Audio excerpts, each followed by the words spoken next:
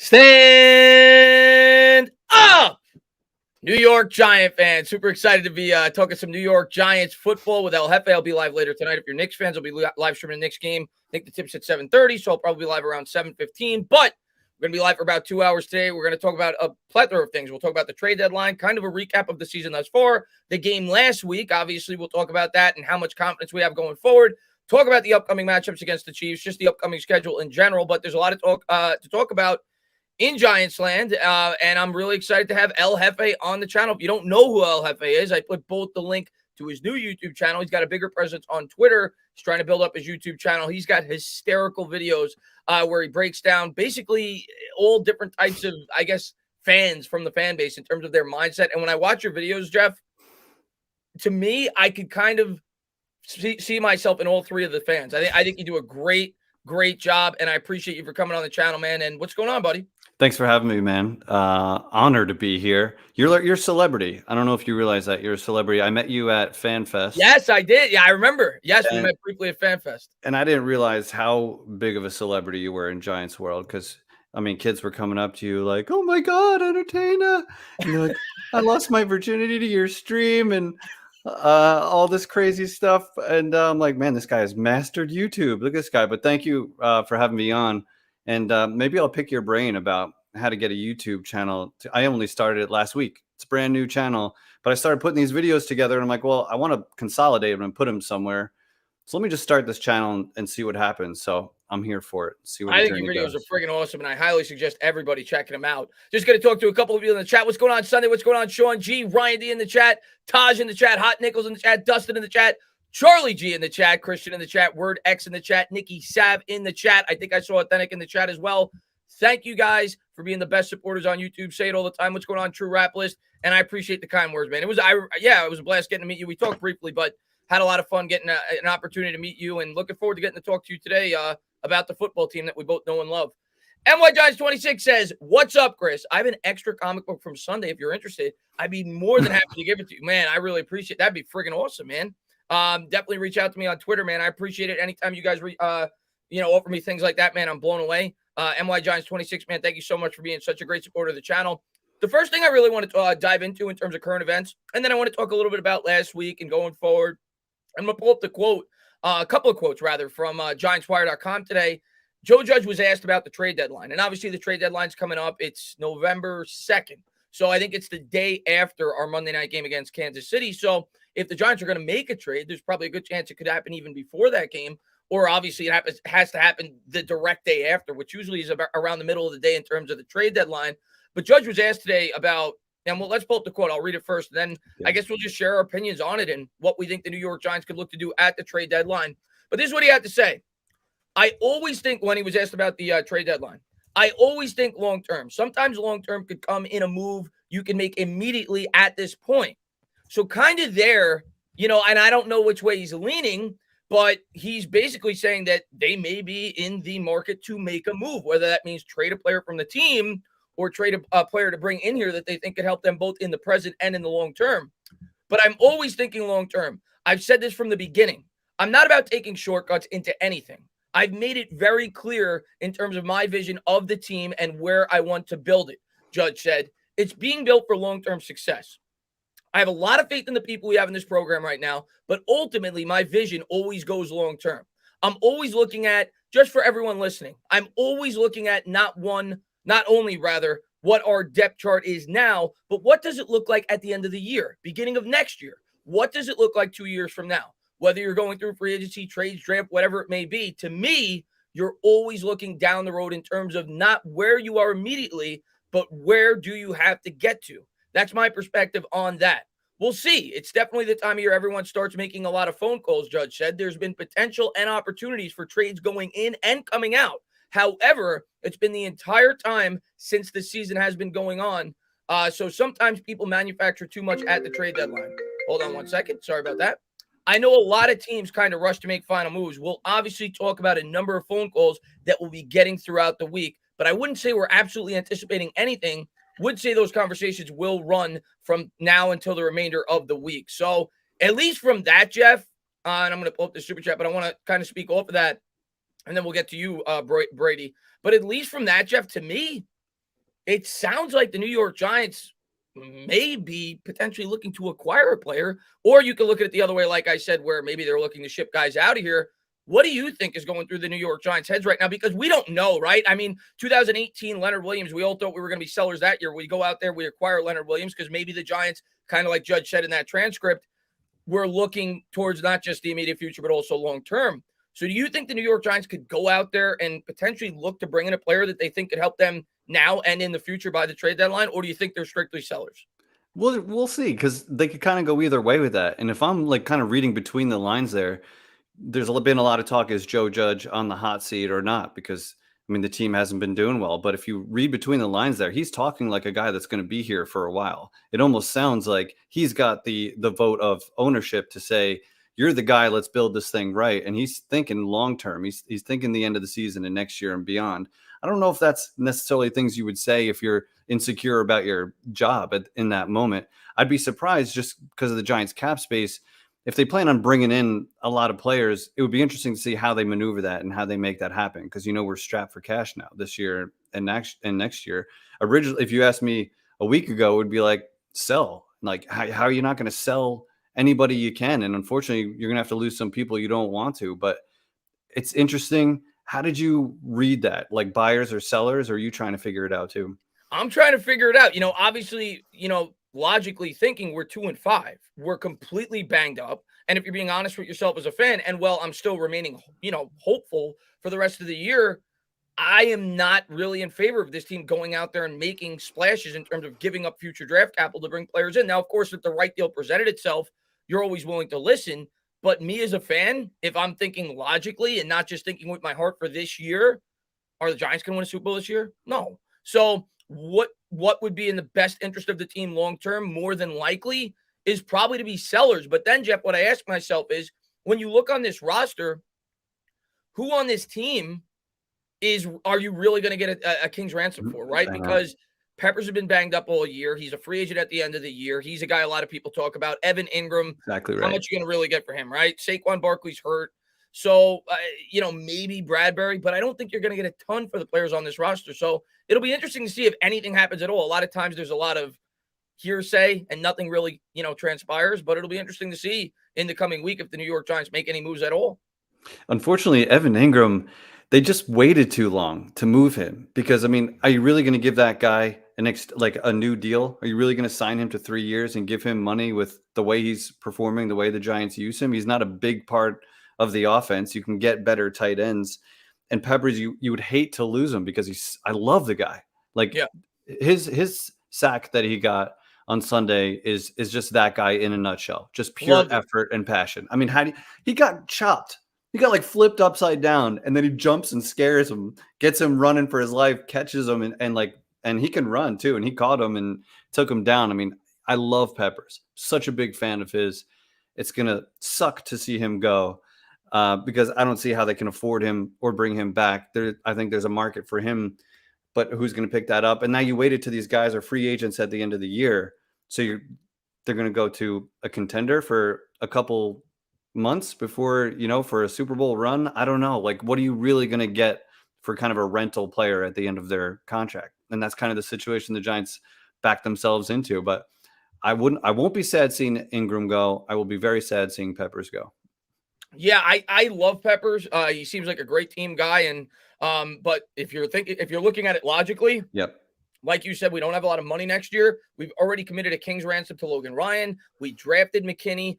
I just don't see it in the budget unless you're going to potentially franchise tag him, but then you have to pay him probably like $10, $11, $12 million, whatever it may be, for 1 year. I just don't see it in the budget for the Giants, and I think they have more pressing needs to try to fill out on this roster. But I'm going to circle back to the defense in 1 second. Just going to answer this question by Brody, and then I want to talk more about the defense and the performance they had this past week and whether or not you're at least slightly buying into it. Brody, man, thank you very much. Do you think Peppers will get traded? Well, there you go. I didn't get a chance to read that before we talked. I am leaning no, because I don't know what the market for a guy like Peppers is going to be. Are you going to get more than what you may potentially get as in terms of a comp pick if you let him go at the end of the year? Probably not. I don't really see a market more than maybe a 5th-round pick for a guy like Jabril Peppers right now. And if that's the case, I'd probably let him play out the rest of the year. And at the end of the year, I'd probably get a comp pick that's at least comparable to that of what I would get from within season. At least that's my take. If you get a third round pick for him, I think you trade him. But I don't. I'd be surprised if the New York Giants were able to get a third round pick for just Jabril Peppers right now.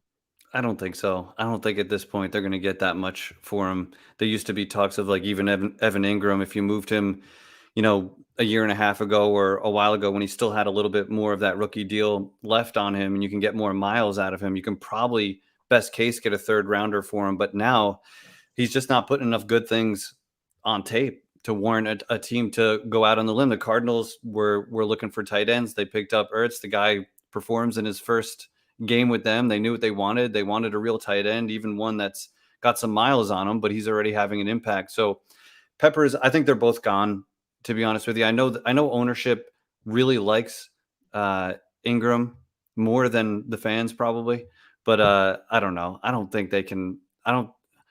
I hope that they're sellers in some way to try to make some room, try to get rid of some contracts. I would pick up the phone. Somebody had a good comment, Vasily, I think, about maybe packaging them too. What can you get for Peppers and Ingram and maybe get a decent return? And that might be a better strategy. Maybe. I mean, depending on who may be looking for them. Arizona was a team that a lot of people thought after their tight end went down could potentially be interested in Ingram. And then, of course, they went out there and they traded for Zach Ertz. So there's also got to be a market for these players, and we'll see. We got a week to find out. If there's not a trade there, though, you can't force it. And, you'll figure it out at the end of the year in terms of comp picks and everything else. It'll be interesting. But that kind of circles me back to the defense because this past week, Jeff, this was by far the best defensive performance by the New York Giants all year. I mean, they had 6 sacks. They only surrendered 3 points the entire game. But how much are you chalking that up to the defense themselves? And how much are you chalking that up to Sam Darnold, a bad offensive line with the Carolina Panthers, no Christian McCaffrey? Do you think that this defense started to show some promise that they're actually turning the corner? Or do you think it's a little bit circumstantial based off the opponent? I think it's more circumstantial. I think that was a bad offensive line. The Panthers are not the 3-0 team that they started out to be. They lost McCaffrey, their biggest threat. That is a bad offensive line. We had 28 pressures. That's crazy. We had 28 pressures? Yeah, that's a stat game for the defense.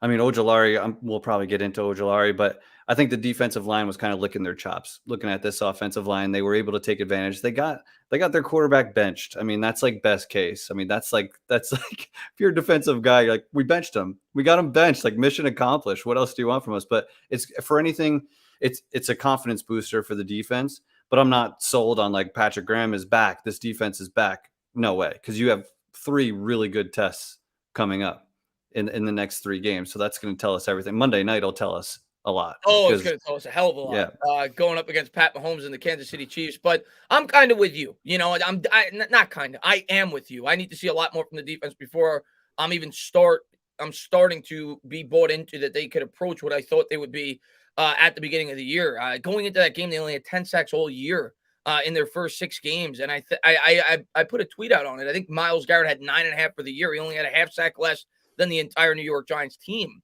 So this past game, they almost matched their yearly sack total with 6. Needed to happen. And by the way, Jeff, and before we get into Azeez Ojulari, and William, man, thank you so much for the $2 donation. I appreciate it.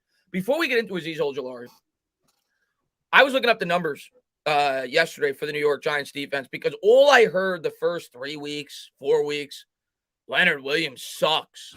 How did the New York Giants pay Leonard Williams? And don't get me wrong. I think the New York Giants still overpaid Leonard Williams. Mm-hmm. Okay? Leonard Williams all of a sudden has got 4.5 sacks. Leonard Williams all of a sudden is getting pretty consistent pressure on the quarterback. And I think what a lot of fans failed to realize was the first 3-4 games, Leonard Williams getting double, triple teamed. I still think he's a damn good player. I think a lot of fans were kind of off the boat on him and kind of sleeping on him more than they should have. All of a sudden, this guy's on pace again to have a double-digit sack season. And he's played really well the last 2 weeks. As Giants fans, we just have no patience. I mean, if Leonard Williams is not getting sacks, then he's a bum. And then if he's racking up sacks, then we're okay with him. And that's just kind of our relationship with him. The whole contract thing with him was kind of botched from the beginning. And I think that kind of put a bad taste in Giants fans' mouths, the way he played it perfectly. He held out. He bet on himself after having, I think, a half a sack or something, comes out, has a career year. So he was going to get overpaid by the Giants or by somebody else. And I think Gettleman kind of got backed into a corner on that one and had to give him the deal. But Leonard Williams is showing up. And I think when he was getting double teamed and he wasn't getting enough help, enough pressure from other guys, they could just keep double teaming him. And our run defense wasn't good enough, so they could just run it. And there just wasn't enough for Leonard Williams to break out. Ojulari is breaking out, though. And I think he's helping alleviate some of that pressure. You can't just worry about Leonard Williams now. You got to worry about Ojulari. And you got other guys that can step up and start to help him, which, I mean, frees him up to let him go. But he heard the fans booing. He was pissed. He made comments about it. And I think he's playing passionate right now. He's playing pissed off a little bit, and we love it. We love to see it. Yeah, one thing I noticed this week, and I don't know if you noticed the same thing, Jeff, the first couple of games with Azeez Ojulari, and I really saw it in this game. And again, I didn't go back and watch the film in terms of how often they did it. It was just a feeling I got from watching the game. The first couple of games, it seemed like they were playing him more as an outside linebacker. It looked like in this game they were using him a lot more up at the line of scrimmage in the 4-3 alignment, at least from my eyes watching it on a play-by-play basis. But Azeez Ojulari, his first couple of sacks, to me, coverage sacks for the most part. These last 2 sacks today, this previous week, rather, that was all on him, man. He was getting great pressure off the blind side. And Azeez Ojulari all of a sudden has 5.5 sacks, which he ties the New York Giants rookie record since they've been, recording this stat. Everybody always says Lawrence Taylor at 9.5, but right. BJL, I think, tied it in 2018 with 5.5. All of a sudden, he's got 5.5 sacks through 7 games. And as much as we rag on Gettleman, rightfully so, that's looking like a damn good pick right now, as does Kadarius Toney with the injury. But Azeez Ojulari looks like a steal at 50th overall. And you traded down and got future draft capital, and we're still able to get him. Well, that's incredible. And the thing with Gettleman is his picks seem to be dog shit or brilliant, and there's just no in between with him. You know what I mean? Like, and that's why there's so much debate about him. Stay or go. What is this guy worth? Can he help us? But like, to get Kadarius Toney, who finally flashed, we're all impatient. He finally gets out there. You see what Toney is, one of one. Like what that guy can do on the field. You can try to make comparisons to other great wide receivers. He's special and he's extremely unique. What he can do with his body is different. And then Ojulari, who is a first-round talent, you got that, and you got an extra first-round pick next year, which is going to be massive because Daniel Jones is going to be starting quarterback next year. That extra first-round pick, now you can go offensive line and edge as opposed to having to pick one or opposed to having considered quarterbacks. So it completely changes the landscape of what the Giants can do next year based on what Gettleman did in the first 2 rounds this year. Yeah, I think the Ojulari pick looks really good. Double Easy says, I hate to say it, but I think we're all too excited off the lack of wins, and we're going to be right back to being disappointed again soon. Double Easy, I've tried to remain calm. Of course, I'm going to be happy on the day that we win a game. I'm going to be excited, but this team has proven nothing to me yet. Nothing. At the end of the day, when you look at what they've done this year, they lost to the Atlanta Falcons at home. They lost to a Broncos team that all of a sudden doesn't look that good. They lost to a Washington football team that they found ways to lose the game, and they were healthy for those games. Now they're banged up. They look great against the Saints. They look really good against Carolina, but let's take into account the opponent. If I'm going to start to believe in this team, they got to start beating some good football teams, and it's not going to be easy, Jeff. The offensive line in that game, and I know a lot of people are excited about the win, but you still got to talk about the warts on this team. The offensive line, even though we played a great game, it was our biggest discrepancy in terms of a win since 2018 when we won 40-16 against Washington. The offensive line in that game was pathetic. We had one run with the running back for over 3 yards in the first half. The pass blocking was so bad that Jason Garrett had to roll Daniel Jones out basically on every play. And without Andrew Thomas in the lineup, I have severe doubts about this offensive line going forward. And we may be able to get away with it this week. The Kansas City Chiefs defense is horrible. I think it's like 28th in the league. So we may be able to get away with it this week. But when we start going up against solid defenses like the Bucs, no, I definitely got severe doubts about this offensive line. I am going to take it in stride game by game. I'm excited we got to win. But for me to truly believe in this team, they got to start beating some quality opponents. And that's been Gettleman's biggest failure is the offensive line. And it's amazing that he could have potentially drafted the franchise left tackle, the franchise quarterback, potentially a wide receiver that's completely dangerous. And yet still the verdict is very much out on whether he's a good GM or not. The wins just aren't there. So at the end of the day, you can support all you want, but if they're not winning games, where else can you turn to? You could blame the owner. The GM is bringing in the people. So I don't know. We need to see more. It's been frustrating. And you said you relate to all the fans, like in my videos that I make. And it's because there's some truth in all of it. And if you're active on Twitter, you see these arguments and these conversations going on all the time between Giants fans. And that's exactly what is happening amongst all Giants fans is you either hate Gettleman, you support the good moves, you're frustrated with Jones. Jones, like the conversation on Jones flips every week, depending on We got what to he talk does. about him too. I'm looking forward to talking about We that. got to dive into him, and I can't wait to. But it's funny that you said you're all three fans. I think I am too sometimes, depending on the week. And it's frustrating, man. That's what the Giants are giving us. It's not like it's not like we're the Bucks, right? Where you can be like, yeah, we're going to the Super Bowl and we just have to wait it out a couple months to get there. Like, no, we're scratching and crawling to beat bad teams. Like, that's where we are. That's our reality. At the end of the day, and I've said this stat several times, we've beaten 6 starting quarterbacks since Gettleman's been here in 2018. 3 of them were Jameis Winston. One was Sam Darnold, one was Russell Wilson, one was Carson Wentz. So, and do you really count Sam Darnold as a starter the way that he played? My God, he got benched for PJ Walker. But no, we need a lot more consistency from this team. Are there some good moves that Gettleman has made? Sure. There's been a lot of bad ones as well. And I just hope that they get it together going forward. Yuri, man, thank you very much. I don't want to get ahead of myself, but Old Jory has a baby brother who's also an edge rusher that plays for LSU. He's a sophomore. Something to consider. Well, I'm gonna tell you what. If he could rush the passer, as good as Old Jory's been, we still need more of those. And that brings me to my next question for you, Jeff. I'm curious to get your opinion on this because I think a lot of Giants fans have varying opinions in terms of what they wanted in this year's draft, what they want going forward, what do they think the primary need is for this football team. Some fans want a quarterback. Some people want an edge rusher. Some people want to fix the line. What do you think is the primary problem that needs to be fixed with this New York Giants team going into next year as of now? It was and still is the offensive line. And we do need an edge rusher too. So if you say that, I completely understand and I won't disagree too hard. But the offensive line has been holding back this team for the better part of a decade. It ruined the end of Eli's career. It completely stunted the beginning of Jones' career. We couldn't get a fair evaluation on Jones for 2 full seasons because he had nowhere to go. He didn't have weapons last year available, but he doesn't have the time to breathe. You know what I mean? And if you're a quarterback, especially a young one, trying to process everything going on, reading defenses and routes and getting through your reads, the guy needs time. He needs a second. So it's the offensive line. And I love Toney. I am like a Kadarius Toney fan for life. I absolutely love that guy. But for the record, I wanted Slater. Like that was we're like twins. I was all about board the Slater trim. We needed to take Slater. Obviously, I love Toney. I love the trade down, but I'm always going to favor the offensive line. I'm with you on that. Yep. And I've just seen it ruin this team too many times for it to not be.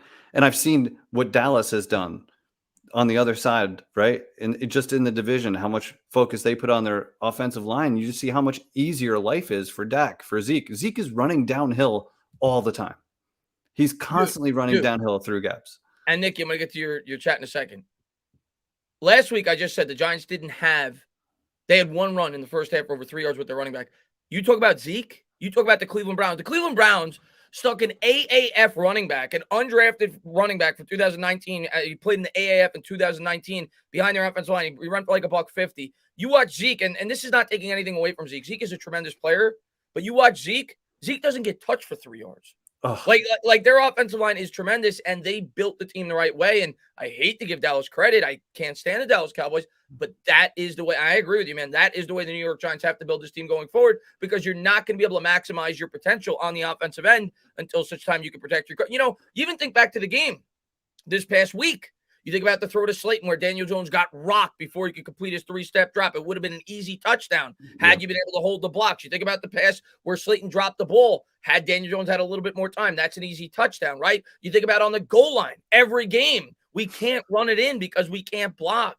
The offensive line is a complete disaster. And if you fix that, which takes time, even if you draft guys at a high level in the first round, it's going to take time for them to grow. We've seen that with Andrew Thomas. Hopefully he can stay healthy. But you have to start somewhere, and they have to start really focusing on that heavily going into next year. So I'm going to agree with you. I think that's far and away our biggest need, but we definitely need another edge rusher as well. That's something that we definitely need to pay attention to. I also think, Jeff, curious to get your take on this. I think we need a coverage linebacker. I mean, I don't know if Blake Martinez is going to be back with the New York Giants. It would save them $9 or $10 million if they cut him. And we don't really have a guy. And in today's modern day NFL, you really need a linebacker that I think could do a number of things. We don't really have that type of player on this team. So I think that's a big need for this defense as well. It absolutely is. I mean, we have these guys like Carter and Zimenez who we had such big hopes for and big plans for, and they're just not like if they turned into stars, it changes this entire defense, but it's just not who they become. And going back to the offensive line, one of my favorite stats is like you see how the Giants are building their team. They built it from the outside in, which is ass backwards. You need to get good in the trenches and then start adding pieces around it. When Dallas drafted Zeke, I believe it was 4th overall, DeMarco Murray the year before was the league's leading rusher. Yep. So you are built to add. I mean, Zeke is a very good back. And then, by the way, that pains me to say. By the way, when DeMarco went to the Eagles, he sucked. Yeah, because they couldn't block. Exactly. When the offensive line last year gelled for, I think we had over 100 yards rushing for like 6 games in a row at one point. Gallman scored in like 5 of those games. Wayne Gallman is a very pedestrian running back. He was running downhill because they were a pretty good run blocking offensive line last year. They gelled in the middle of the season. It's why we beat Seattle, right? Colt McCoy didn't beat Seattle. Our defense had a good game, and that offensive line was holding up. So build the line. I don't care if you pour every resource into getting a stud offensive line. I'm sick of talking about it. I know, man. It's been killing me. It's nothing works. You know what I mean? It even helps your defense because you could sustain drives. You can get a running game going. Your defense is must watch my channel all the time. I say that all the time. You're hitting it spot on because it's just common sense. If you could keep the defense fresh, and that's what you could do. If you could establish a run game, it opens up the passing game. It makes your offense more balanced. You're bringing up some great points, but I'm completely with you. And the one thing I will say, and I always try to be as fair as I can because I know Dave Gettleman is very hated by the fan base, as he should be. Mm-hmm. Gettleman did try. It just didn't work. He signed Nate Solder to a mega contract. Didn't work. He traded for Kevin Zeitler, only kept him here for 2 years. He drafted Will Hernandez, second guard drafted in that draft. Didn't work. Drafted Andrew Thomas. Looks like he could be good. But where he lost me this year, he just stopped. He needed to continue. And he didn't do it. He let Kevin Zeitler go, and he didn't draft an offensive lineman. So, we're far way away. The one thing I will say that I think is encouraging in terms of this line, I think Rob Sale, actually, as crazy as it may sound, and I hope we could keep him on, he's done a damn good job with what he's been provided with. Underrated, very under the radar guy is Rob Sale, who is working with what kind of talent on the offensive line? XFL lineman. Like really bad. And they're holding up. You know what I mean? Like they're not good. There's nowhere to run. Let's be honest. Like they're not creating, but they're protecting better than you would expect being the talent that they have. Like Nate Solder, just retire. I mean, just retire at this point. Like he's bad. They need to develop Pert. Andrew Thomas can't get back soon enough. Like just our luck this year, man. We just can't get out of our own way. Andrew Thomas and Daniel Jones take the step forward that we all prayed they would. And now it's hard for Jones to be the same guy without Andrew Thomas there. And to have Pert, maybe it's a blessing in disguise. Pert's going to get better, start at right tackle when Andrew Thomas comes back. And this line should be a lot different. That should be a more improved line. Andrew Thomas changes everything, but we lose our fearless leader at center with Nick Gates, who was my favorite Giant going for a while, just because he's so nasty. We lost our identity on the offensive line, if we had one at all. And then we're just scouring the waiver wire for starters. I mean, it's bad. This was Gettleman's first promise, and he completely failed. So yeah, and that's why in the end, if we don't win 9 games, he will be looked at as a failure because that was his objective number 1, and it didn't work. Nikki, man, thank you so much for being a member of the channel for 9 months, man. I really appreciate it. This game was so fun to be at. The instrumental in covering my girl from Dallas. How much of a chance do you give us Monday if everyone but Andrew Thomas is back? Well, we'll see if everyone's back. I'm going to lean that not everyone's going to be back. I think Shepard will be back. He was questionable going into the game. I'm not going to get carried away. I'm not picking us to win. Arrowhead's a very tough place to play, and it's a get-right game for the Kansas City Chiefs, right? They need this game probably even more so than we do. I mean, if we're being honest with ourselves, they still have a legitimate chance to go to a Super Bowl. At least they feel that way. They've been to the Super Bowl each of the last 2 years. They're 3-4. They need this game desperately. So as a Giants fan, I'm kind of petrified. I know that Pat Mahomes has not been the same quarterback. He's thrown 9 interceptions this year, which I was looking at the numbers. It's crazy. He's thrown more interceptions than Aaron Rodgers has over the last whole year combined and this year. Jesus. In just the first 6 games this year. And you factor in Aaron Rodgers threw 2 picks in the first game when we knew he wasn't himself for that game. So Pat Mahomes has not been near himself. I get it. but I feel like it's like a get right game for Pat Mahomes. And I don't want to think that. I want to pick the New York Giants to win. The one thing I will say, the saving grace in this game that will give the New York Giants an opportunity to win, the Kansas City Chiefs defense is, we talk about how bad our defense has been. Their defense has been that much worse. So I do think the Giants will be able to put up points. The question is, can our defense keep Pat Mahomes in check? I keep waiting for the Chiefs to like wake up and just become the Chiefs that we know they are. But you're right. They do need this more than we do because they're legit Super Bowl contenders. Every year they're going to be for the next decade because they have Patrick Mahomes and Andy Reid. And Andy Reid, right. Like a seriously good offensive play caller. So the Chiefs are always going to be a legitimate threat. Now they're home. They have a little more rest playing on a Monday night. I think Daniel Jones, it's going to be a Daniel Jones game again. Like if the Giants are going to be in this game, it's going to be Daniel Jones on read options, carrying us, getting chunk yardage. Then we just have to finish in the red zone. And if it's a game in the second half, the Giants have every right to go in there. For whatever reason, I think the Giants are a better road team than they are a home team. And I think they are. Yeah, like makes no sense at all. They just like the Giants just love to torture fans. I think that's what it is. If you come to a game, we're just going to, I went to the Atlanta game and I've never been so depressed in my life. But I think the defense it's going to be interesting, man, because the Chiefs offensive line, it's not just fixed overnight like they thought it was. It was the reason they couldn't compete in the Super Bowl. So there could be some weakness there. And our defense is coming in with a little bit of confidence, albeit they beat up on a bad offensive line.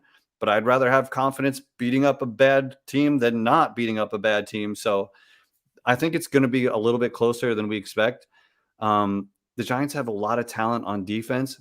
The Chiefs have a ton of talent on offense. So it's going to be interesting. And I'm looking at Daniel Jones. If you can get one or two guys back so that we're not playing JV wide receivers again, the Giants have a shot. I mean, what happened to Sills Army? Sills Army's real quiet this week. Very quiet, right? I mean, I never joined forces there, but I didn't hear a peep about Sills. 0 for 1. Daniel Jones has more career catches than Sills. Did you know that? And by the way, speaking about the Daniel Jones catch, I don't want to hear anybody. I don't want to see another drop the rest of the year by a wide receiver on this New York Giants football team. I don't want to see it. I don't want to see it. You know, I heard everybody, bashing Daniel Jones for the Darius Slayton drop. They're like, oh, he didn't put it in his hands perfectly.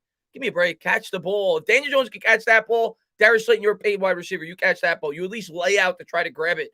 But yeah, the Daniel Jones play was insane. Man, I want to talk a lot more about Daniel Jones. Just want to get to a couple of these. Yuri, man, thank you very much. It's BJ Ojulari, 6 sacks so far, but hogs are important. Neal season. I wouldn't be opposed to taking Neal and the center from Iowa. I think Linderbaum. I think if the New York Giants double up on the O-line, I wouldn't be upset at all. Nope. And Bob, man, thank you very much, man. I appreciate it. He says, the only lone man I went back is Thomas. Give me a right tackle, lineman, rather, you meant to say. Give me a right tackle, a center, a right guard, and a left guard. And then we could see how Jones is in year 4. And if he fails behind a better line, we need a quarterback to give him a chance. Bob, I'm completely with you. Now, I don't think they're going to bring in 4 new whole offensive linemen, but I do think they're going to bring in probably at least 2. And then you hope that those other offensive linemen around them get better with the improved talent on the line. If you get a really good right tackle, you get a really good center, all of a sudden your guards may look a lot better. But I think that's the answer, because then you're going to get a better barometer on Daniel Jones. And if Daniel Jones is not the guy after that, well, then the new quarterback that comes in is really set up to succeed. You're bringing him into a situation that if the New York Giants were a smart organization like they were back when they drafted Eli Manning, and they provided Eli Manning with a line when he stepped in right away, people forget the New York Giants had the 3rd best offense in all of football in Eli Manning's 2nd year because they were able to run the ball at will with Tiki Barber. If you're able to provide the new quarterback that, if Daniel Jones fails, at least you set him up for success. So I'm with him. This is not thought to be a very high quarterback draft class to begin with. So I'm not going to force that pick. I'm going to fix the elements around the team. And I do think, and I want to talk about Jones with you right now, I do think Daniel Jones, if given the right support system, which he has not had close to having since he's been with the Giants, could be a winning quarterback in the NFL. And I think he's a good quarterback. I really do. I was kind of lukewarm on him when we drafted. Not lukewarm. I was against the pick when we picked him. And I was lukewarm his rookie year. I thought fans were overhyping him. Last year, even though the stats didn't indicate it, I did see improvement in terms of his pre-snap reads. He looked a little bit more confident as the season progressed. Obviously, he wasn't confident at the beginning in a new offense, but I thought he was starting to grow. Then he had the injury, so obviously you take a step back there. But this year so far, I talk about consistency. Everybody talks about consistency all the time with Daniel Jones. He's been very inconsistent throughout his career so far, which is what you expect from a young quarterback in a horrible offense. This year, he's been consistent.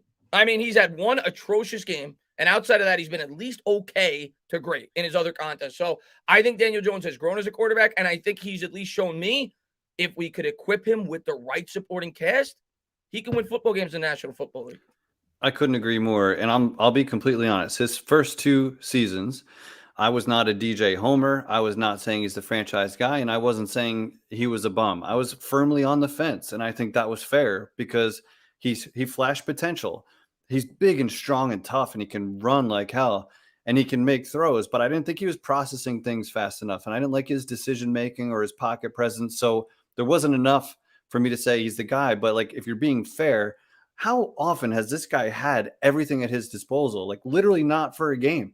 Has he had every weapon available and a decent offensive line? So I'm giving him the benefit of the doubt, and from what I've seen this year, I'm in on Daniel Jones for at least next year. And I think there's no way the Giants should draft a quarterback next year. I'm not a quarterback scout, but from what I hear, there's no surefire thing. And if there were a surefire thing at quarterback, we're not going to be up high enough to get it. We're going to win some games. So I think you got to go, like you said, O-line is fine for me next year. Daniel Jones next year, I think, takes an even bigger leap because he's going to have Toney. He's going to have Galladay. Shep, we don't know. Right. We'll see. I think they kind of restructured him. So there's a chance he's here next year. I think he's going to be because of that. Yeah. So I think he has a monster year next year. And this year is just another painful step in the process to get this guy what he needs. But he is he's finally doing the things that I was waiting for him to do, like throw the team on his back. And that was never more evident than it was on Sunday with Colin Johnson. With these wide receivers like Sills 0 for 1. Dude, I was standing next to my brother-in-law where Sills dropped the ball, and he goes, man, he really like fired that thing in there. I'm like, it was a perfect spiral through his hands. What are you talking? Like, he's a freaking wide receiver. What do you mean he fired that thing in there? He has to. He's about to get killed.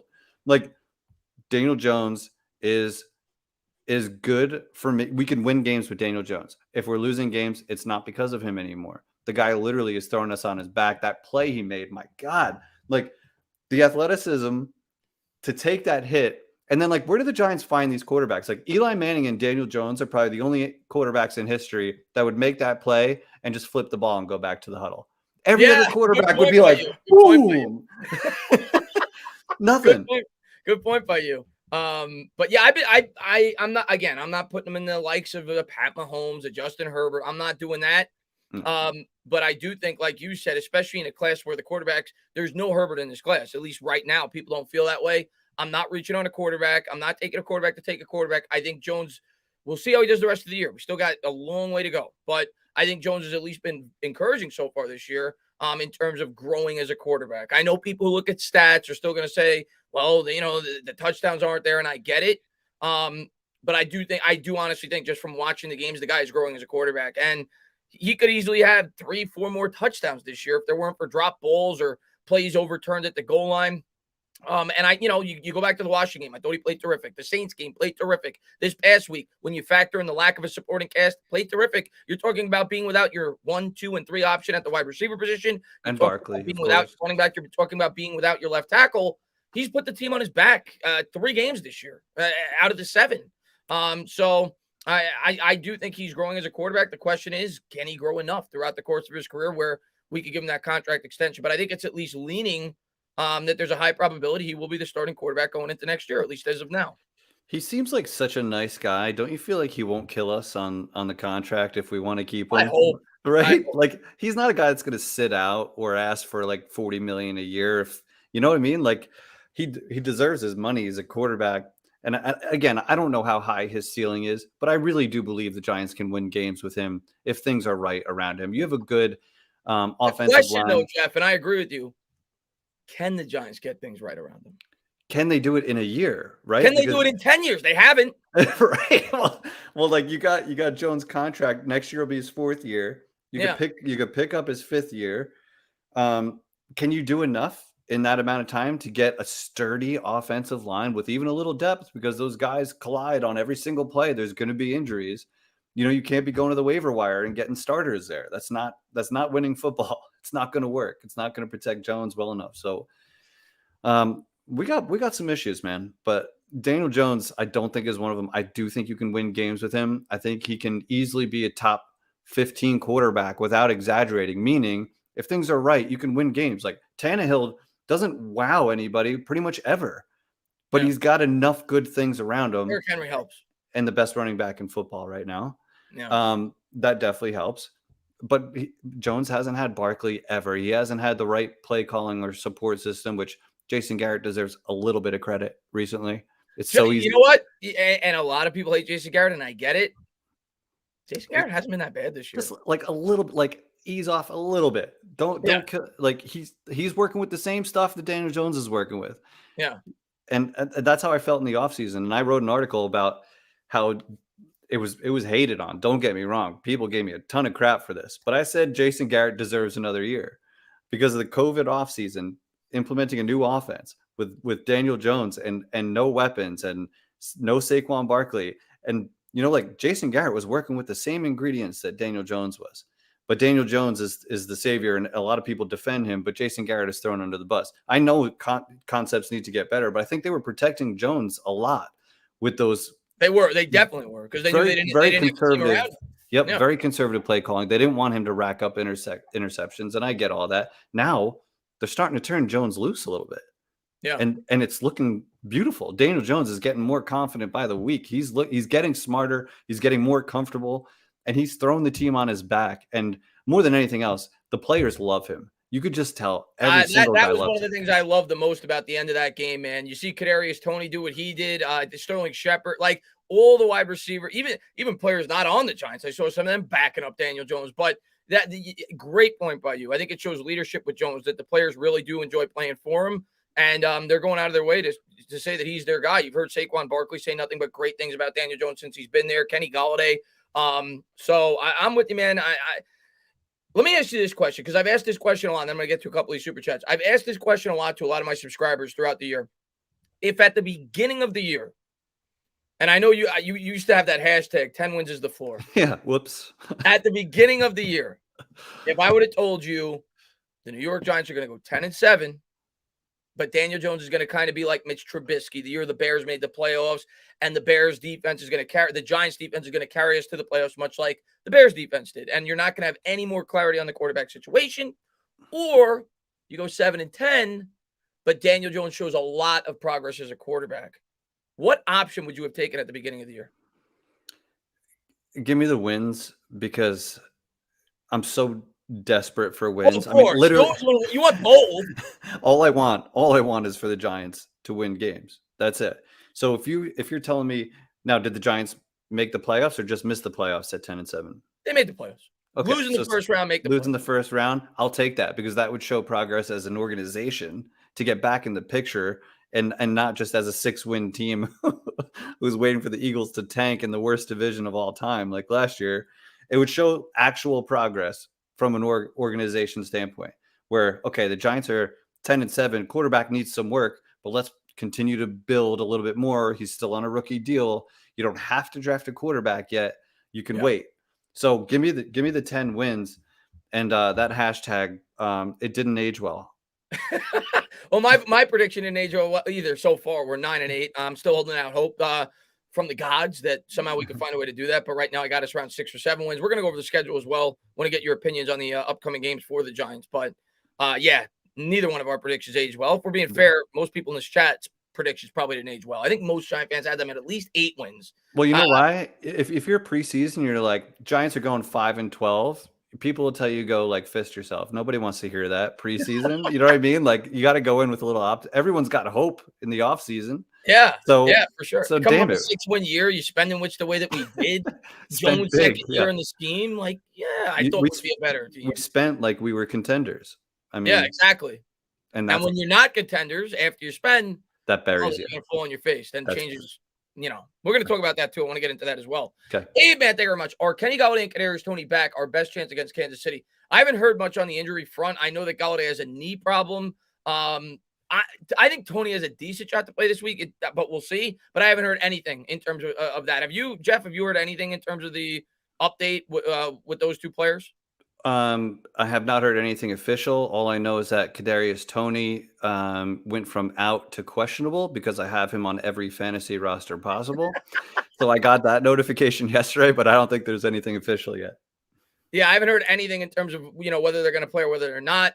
Like I've said all week when people have asked me these questions about the injuries, I think Shepard makes the most sense in terms of who's probably the most likely to play due to the fact that he was pretty much questionable up until the start of the contest this week. So did you see him on the sidelines on Sunday? He was awesome. He's awesome. How do you not love that guy? Like, I hope he stays. I know he can't stay healthy, but give me half the games with Shepard than none with him. That guy is just awesome.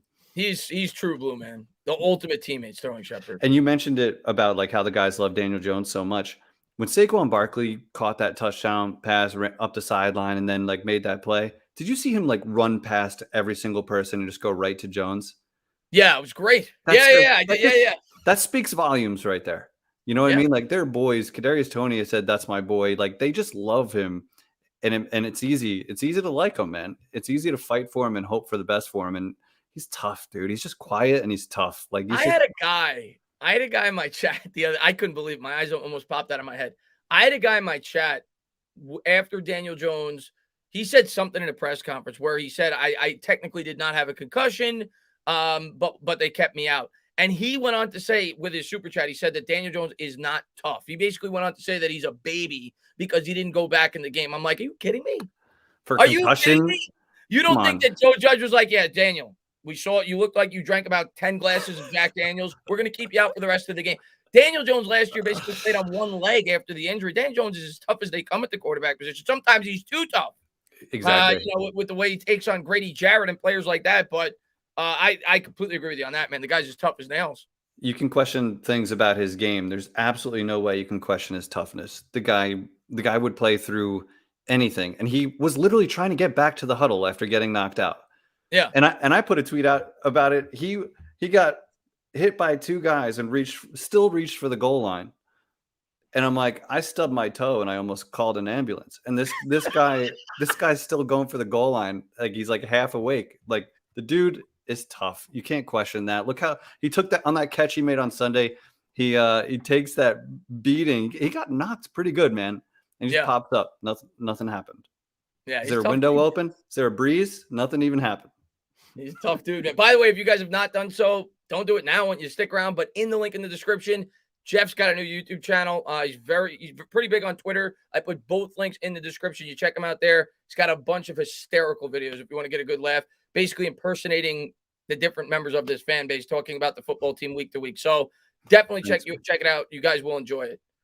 Dennis, man, thank you very much. G-Men will draft Evan Neal, Tyler Linderbaum, book it. Well, it's going to depend, Dennis, on the picks that the New York Giants have. Like, it's easy to say that right now, but what if we win 8 games? We're probably not going to be able to pick either one of those guys. What if the Bears win 8 games? We're probably not going to be able to pick either one of those guys with that pick. Both those guys are being mocked in like the top 8 picks of this year's draft as of now. Things can change. But, if we could get both those players, obviously, I think they're both very much a possibility for the New York Giants to draft to shore up the offensive line. And obviously it's very hard to say what they're going to do right now because you don't know what players are going to be available. You don't know how players are going to establish themselves up before the draft. You still have the rest of the college season. You have the combine. You don't know if these guys are going to stay healthy, but I would love both those guys. It would definitely help solidify the future of this offensive line. Bob says, so true, Jeff. Build him a line and let's see what he's got. It's all about the line, man. I've come around. I've gotten smarter. Okay. I'm a student of the game, always trying to learn more.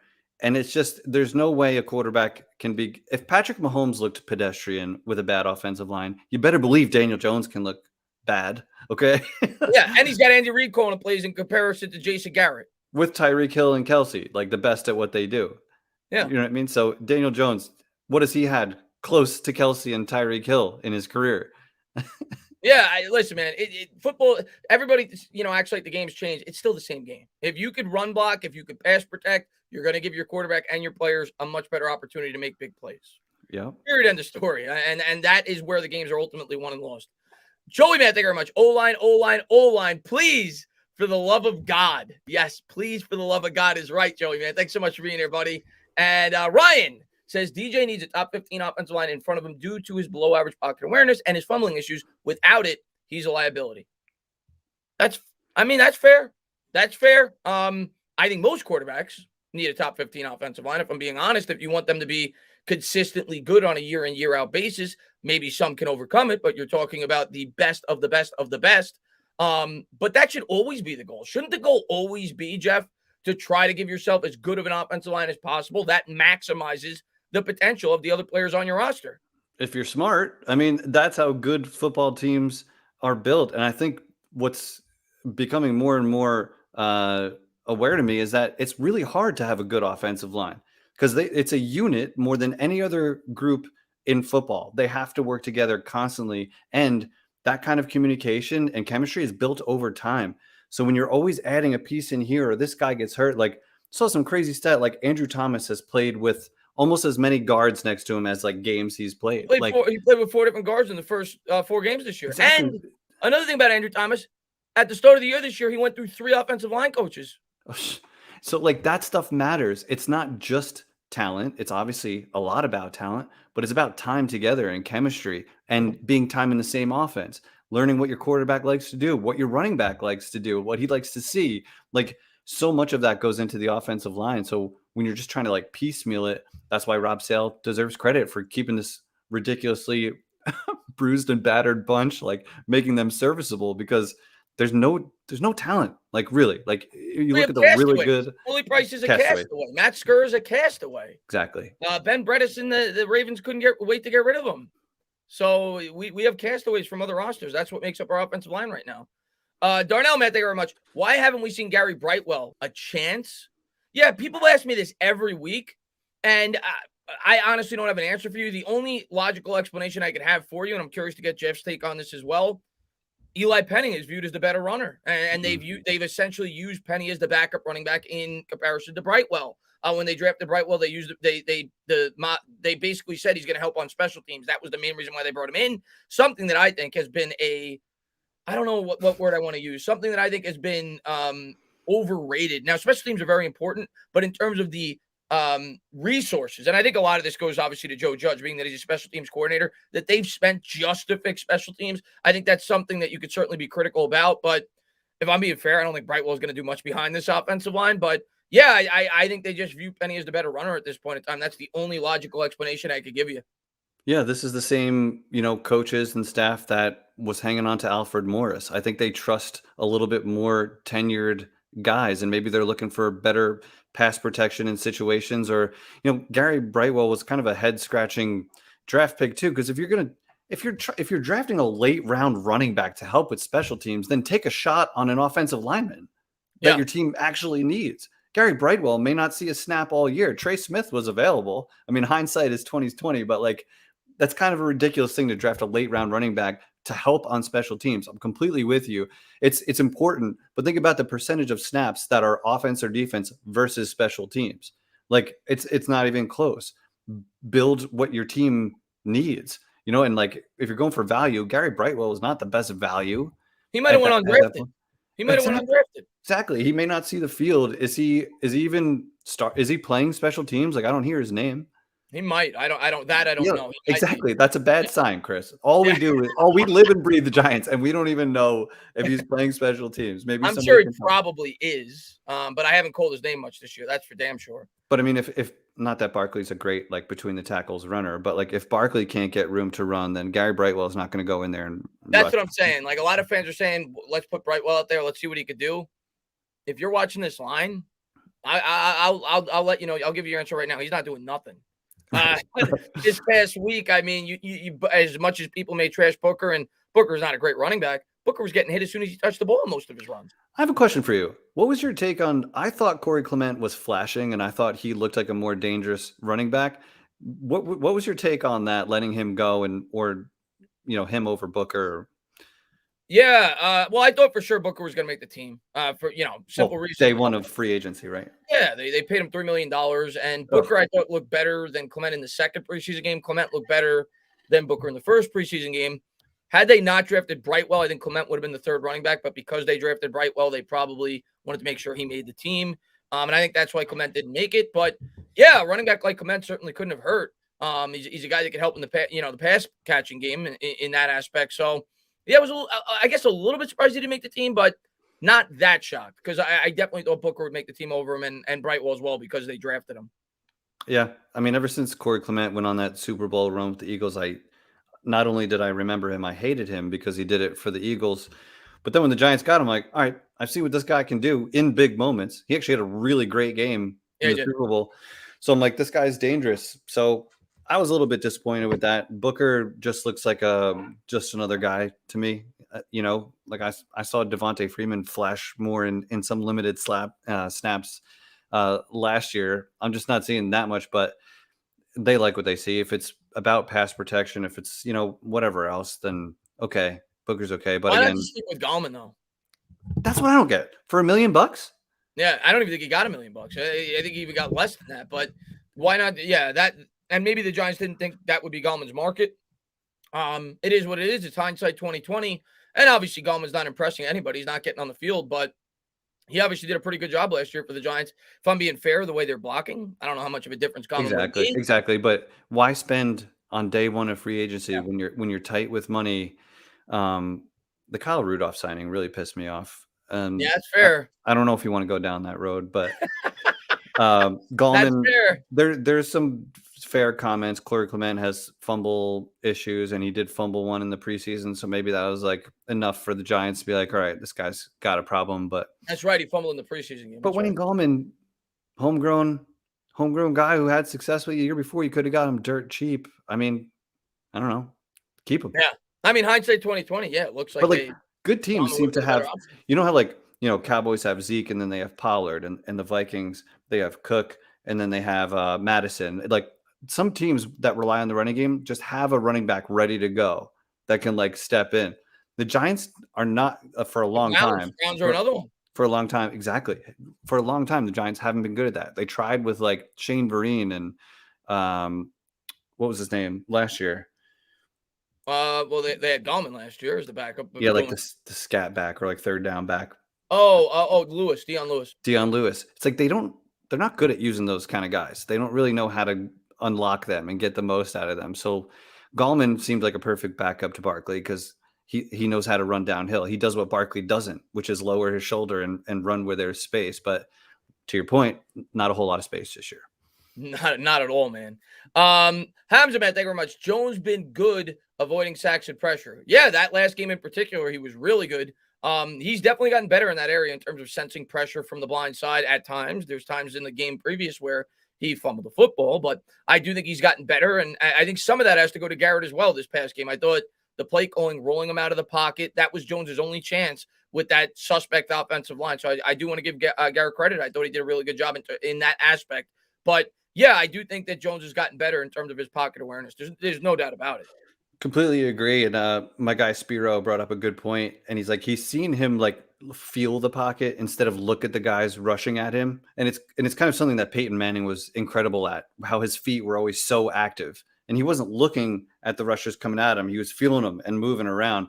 And Daniel Jones, I'm not comparing him to Peyton Manning, just got to confirm that. But I'm saying his looking upfield while manipulating the pocket, moving around a little bit, is getting better. And that's a huge part of his game that we wanted to see get better, because pocket presence was a huge concern coming into this year with the fumbles, acting like he couldn't get through his reads fast enough. So good signs for Daniel Jones. For sure. And Christian, man, he says, Christian lost his space bar, I guess. yeah, I guess he was trying to fit it all into the whatever the limit is. Let me try to read this, Christian. I'm afraid that if we move on from Garrett, Kitchens will be the offensive coordinator.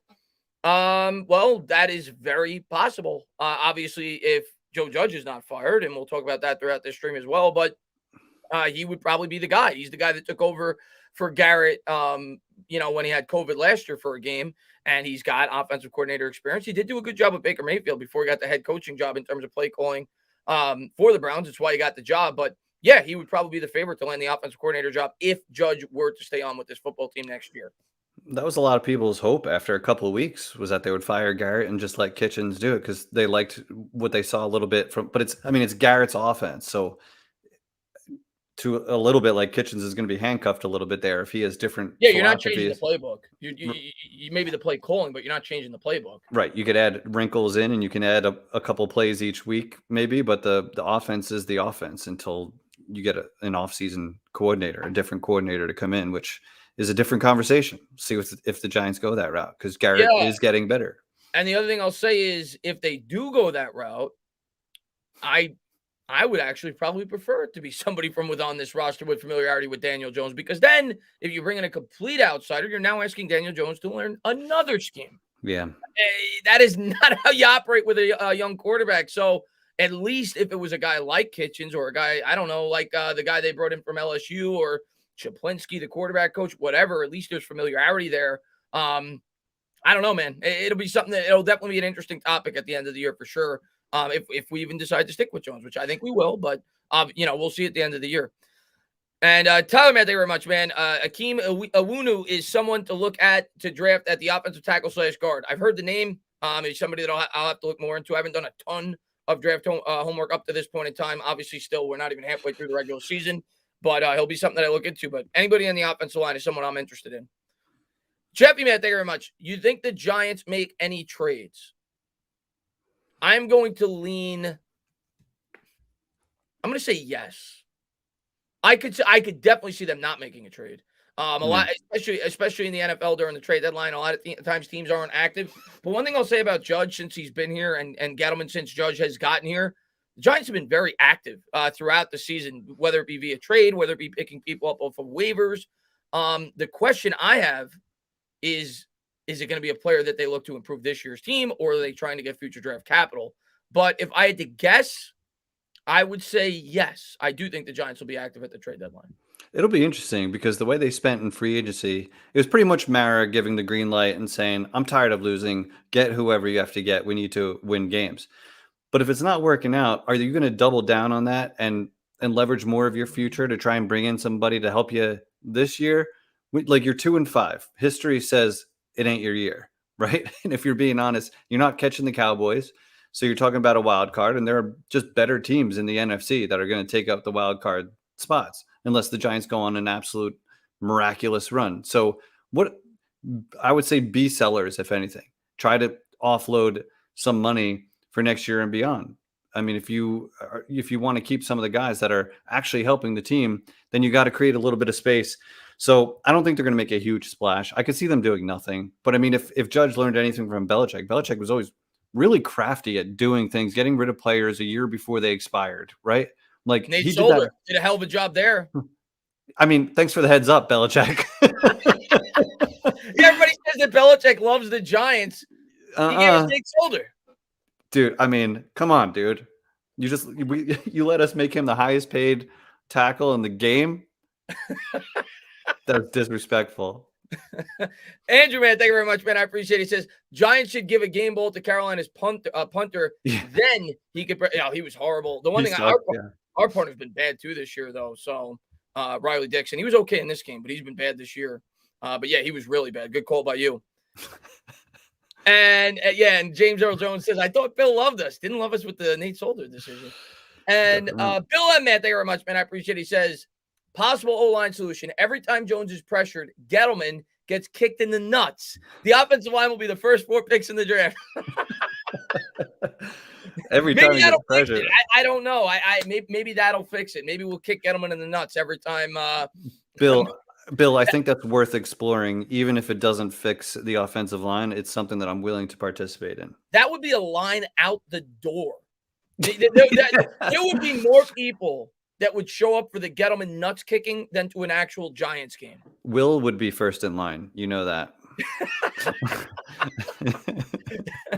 But maybe that would fix it. Maybe that would fix it. Maybe that would allow the New York Giants to get the proper pieces on this offensive line to build forward.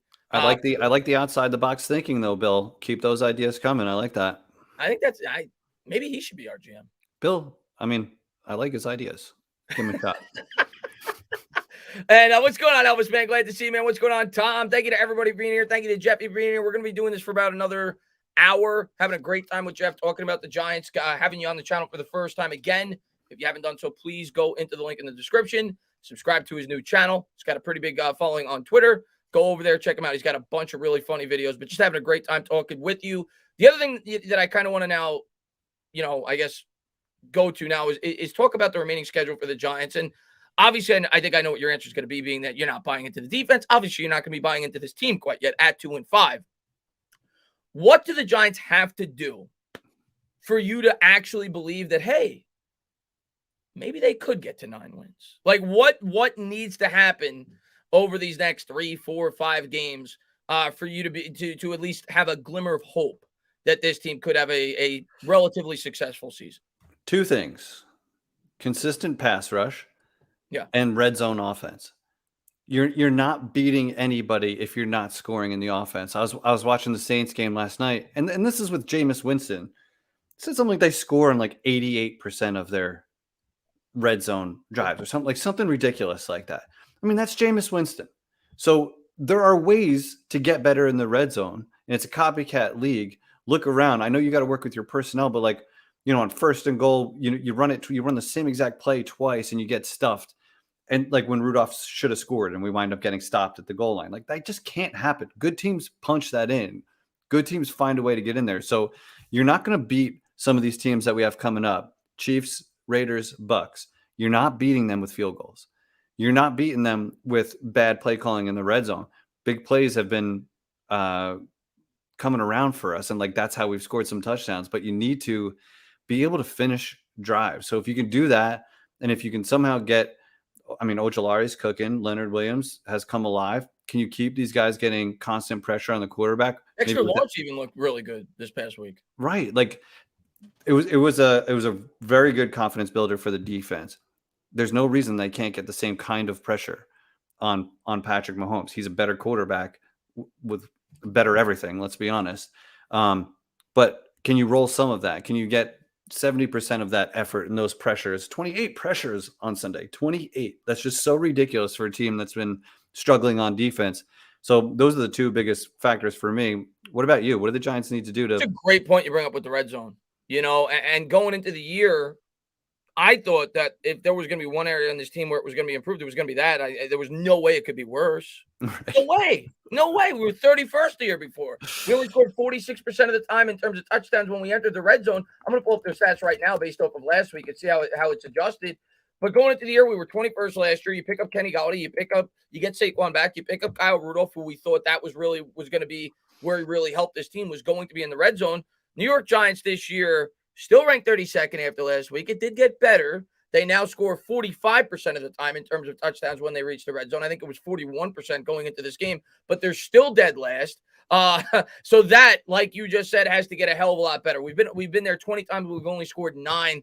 And like you said, and again, this may be different, but going into last week, the New York Giants, not only did they only score 41% of the time in terms of touchdowns when they entered the red zone, they only scored in general 73% of the time. There were 3 teams in the NFL that scored a touchdown more commonly than the Giants scored at all when they reached the red zone. So their red zone offense has been pathetic. And the red zone defense, which has gotten better off of last week, going into, I think we were like 25th, now we're 18th. But that was a huge strength as well, And I think that is probably the biggest difference for me as to why this defense is falling off as much as they have going into the season. If there was one area last year where the Giants were great, it was in the red zone. We had the 2nd best red zone defense in all of football. So I think it's both areas, actually. I think the Giants have to get back to what they were last year in terms of being a bend but don't break defense, because we know they're going to bend but don't break, and they have to be able to cash in more often than not when they get into the red zone offensively. And some of that falls on the play calling, but a lot of it certainly falls on the offensive line. It's not going to be easy, but they got to find a way to get better in that area for sure. I think you hit it on the head. I think that's the biggest key, and obviously getting healthy, right? I mean, we're so banged up right now. Getting healthy, we have to find a way to, I guess, maneuver through these games and find a way to get a win or two, and get healthy after the bye, and see what we can do going forward. But I think you hit it on the head, man. I think the red zone is imperative if this team's going to turn it around. And it makes that Rudolph signing even a bigger head scratcher. Like in my mind, we got Galladay, we got Rudolph, we got these big red zone targets for the first time in a long time. Let's, instead of these 5'10" receivers that we keep getting, like now we finally got some big targets. And Rudolph just hasn't been used. I know he almost scored, but like prior to that, he's not getting the looks. I don't know if it's a play calling. They don't trust their offensive line. They have no confidence to be able to push it in. Evan Ingram can't block. So if he's on the field, he's a liability. So there's a lot of reasons. I see comments like, where do you place the blame? It's a lot of things going into it. You see Daniel Jones putting his life on the line to try and score in the red zone. For Christ's sake, like the guy gets his head knocked off, he's still going for it. But what did you think of that call, by the way? A lot of people criticized Garrett for that play call on the play in which Jones got concussed. What did you think of that call? I thought Rudolph messed up, and I don't know if it was a miscommunication, and I don't know whose fault that is because we don't know where the miscommunication was. But some guys seem to know what the play was. Like it was play action. I forget if it was Booker, which of course Booker would have walked in the end zone, by the way. If you see the blocking that happened, I have no problem with putting Daniel Jones in motion and having him have to beat out one guy. He's such a big, strong guy. I'd put money on Jones more times than not. But there was two guys he had to go up against because Rudolph let his guy go. He didn't finish the block. So I don't think Rudolph knew the play. So I don't know whose fault that is, but it was clearly a miscommunication. Rudolph definitely would have held his block longer if he knew Jones was flying out behind him, and it would have been a walk-in touchdown. He just had to beat a defensive lineman. But there was another guy that got there. So what did you think of that play? What did you see? Again, it's very hard to judge the play because, like you said, it may have been a miscommunication. It didn't look like the players did what they were supposed to do. My only issue with that play, and again, that may have not been the play, he didn't have a passing option, it looked like, on that play. And usually when you're going to run a bootleg rollout on the 1 yard line, you're usually going to at least give Jones the option to either run or throw. But maybe it was a miscommunication. I would have preferred a QB sneak up the middle. I would have preferred, because you were on like the half-yard line. But, I'm not going to blame Garrett in terms, like a lot of people were blaming Garrett in terms of Jones. Somebody in the chat said he didn't get a concussion. Okay. In terms of Jones looking like he was a drunk lunatic after he took the hit, however you want to call it, dazed, confused, whatever it may be. I'm not going to blame Garrett. I would have preferred a different play call there, though, for sure. But you know what?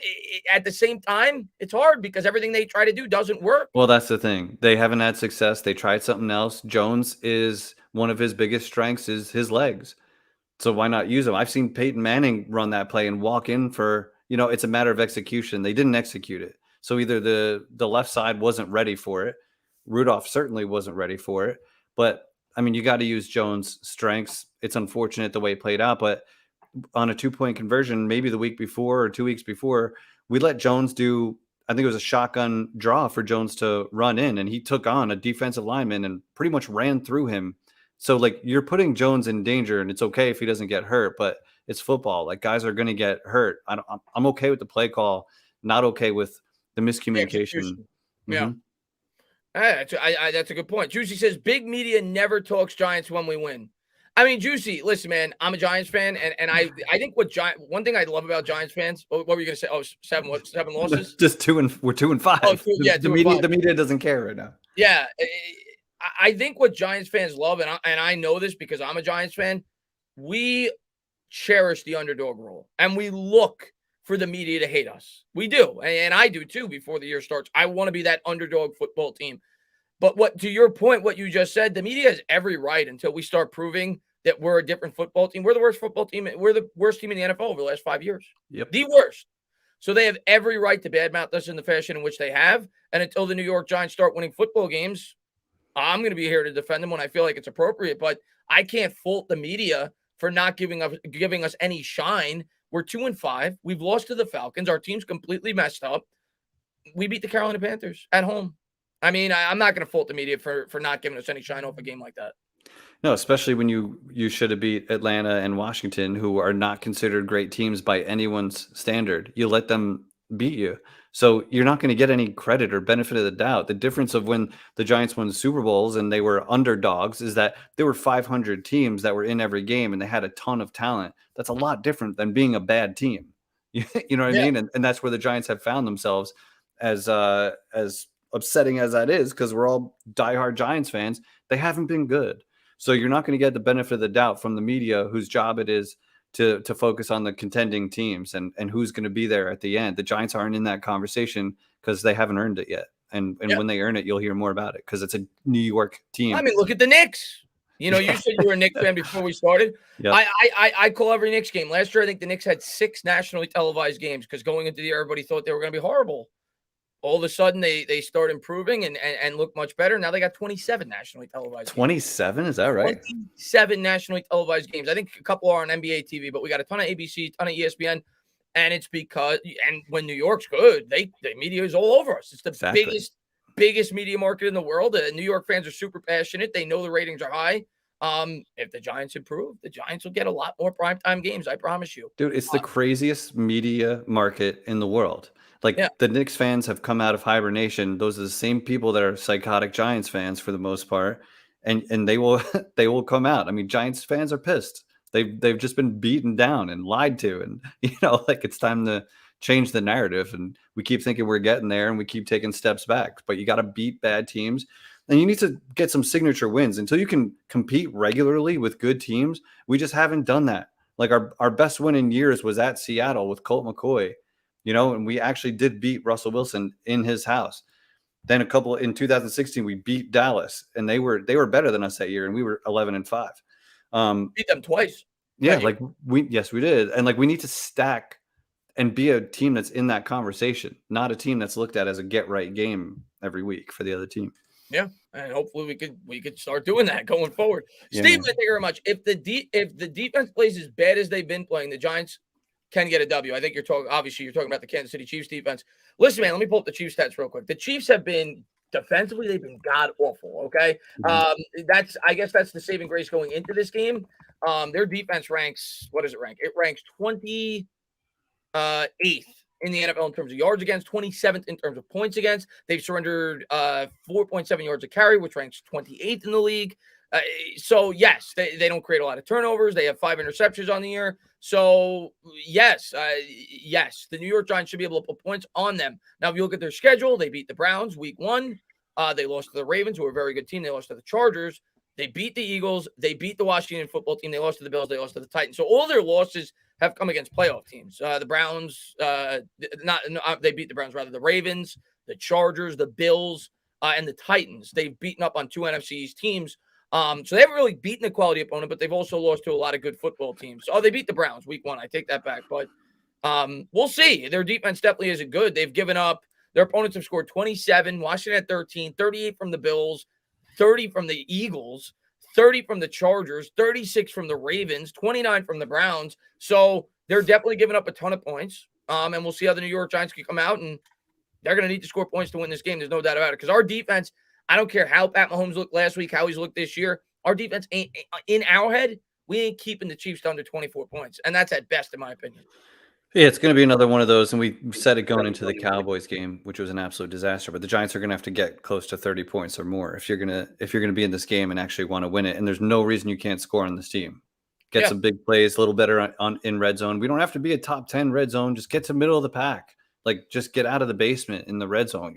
You can't win games like that. We're kind of set ourselves up to have to play mistake free, and it's just not realistic. Good teams can overcome mistakes. The Giants can't. So you can't be kicking field goals in Arrowhead and expect to win. I said that last week, and that's how I've come to the realization that the New York Giants just quite frankly are not a good team. Because good teams, like you just said, they could make mistakes and they could overcome them. You look at when we played the Dallas Cowboys, first quarter, Cowboys threw a pick, Cowboys fumbled the ball on the Giants' 8-yard line. They dust it off. They don't care. The New York Giants make one mistake, they don't win. They can't make mistakes. That's how limited this football team is right now, and it's unfortunate. But it's tough to win that way on a week-in, week-out basis, especially when you can't block. Robert, man, thank you very much. Is there any player you think will be on the trade block that the Giants should entertain trading for? Like I said earlier, man, and maybe Jeff has a guy off the top of his head, but like I said earlier, I personally, and maybe if they beat the Chiefs, maybe I'll feel differently, but I personally right now, I don't want the New York Giants to be trading away future draft capital, because what is really to gain? You're not winning the division. At best, if everything breaks right, maybe you sneak in as a 7th seed. So I don't see giving away future draft capital in order to do that. I think you need as many draft picks as you possibly can to help build this team going forward. If anything, I would probably prefer to gain more draft capital Yep. going forward if you could identify which players aren't going to be in the long-term plans of this team. But if they were going out there and they were going to add a piece, I mean, it's not going to be the line because no team's looking to trade away good offensive linemen at this point in the season. Plus, like you said, it's kind of continuity. It's tough to ask an offensive lineman midseason to step in and get the job done. I suppose it would probably be a linebacker with Blake Martinez out, possibly an edge rusher, something along those lines, something like that. I agree, and I'm going back to that point before. If you can package Peppers and Ingram, and whether it's for a linebacker and maybe a late round draft pick or an offensive lineman, but again, teams aren't getting rid of offensive linemen that have potential and they're still on their rookie deal. You know what I mean? So like Giants, Nope. I beg you, do not sell out to win an extra game or two this year. You know what I mean? Like let's be realistic. The draft capital is probably the best thing we have going for us. Like looking ahead. Could you believe, by the way, you're talking about selling out. It reminded me of the trade that went down yesterday. Could you believe the trade the New York Jets made? How dumb. How dumb. Wait, let's put this trade in context, by the way. And I'm not trying to insult the Jets. I'm sure there's a couple of Jets fans that may be listening to this right now.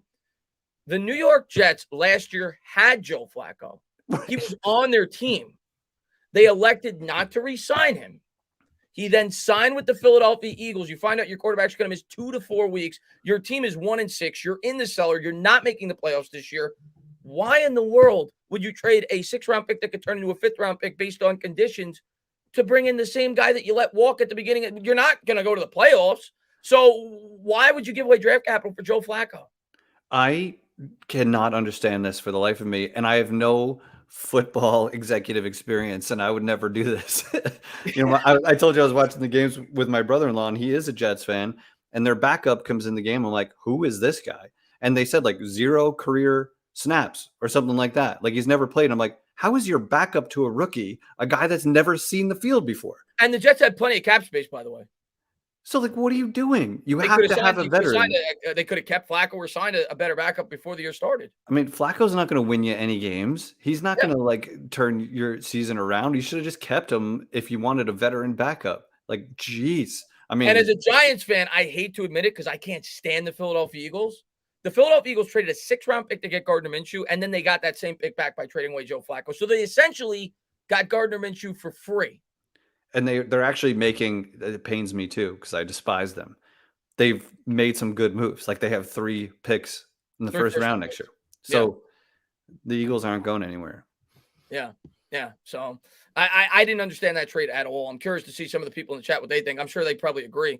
H. Chambers, man, thank you very much, man. I appreciate it. How much has the field of MetLife Stadium contributed to the troubles of this season? Great work, y'all. Really appreciate that, Chambers. Okay. I know that that's kind of been a recurring theme. People talk about the turf. There's been a lot of injuries on the turf year in and year out, and that's been a thing. Thing I will say to that, though, the majority of our injuries came in the Cowboys game, and that was on the road.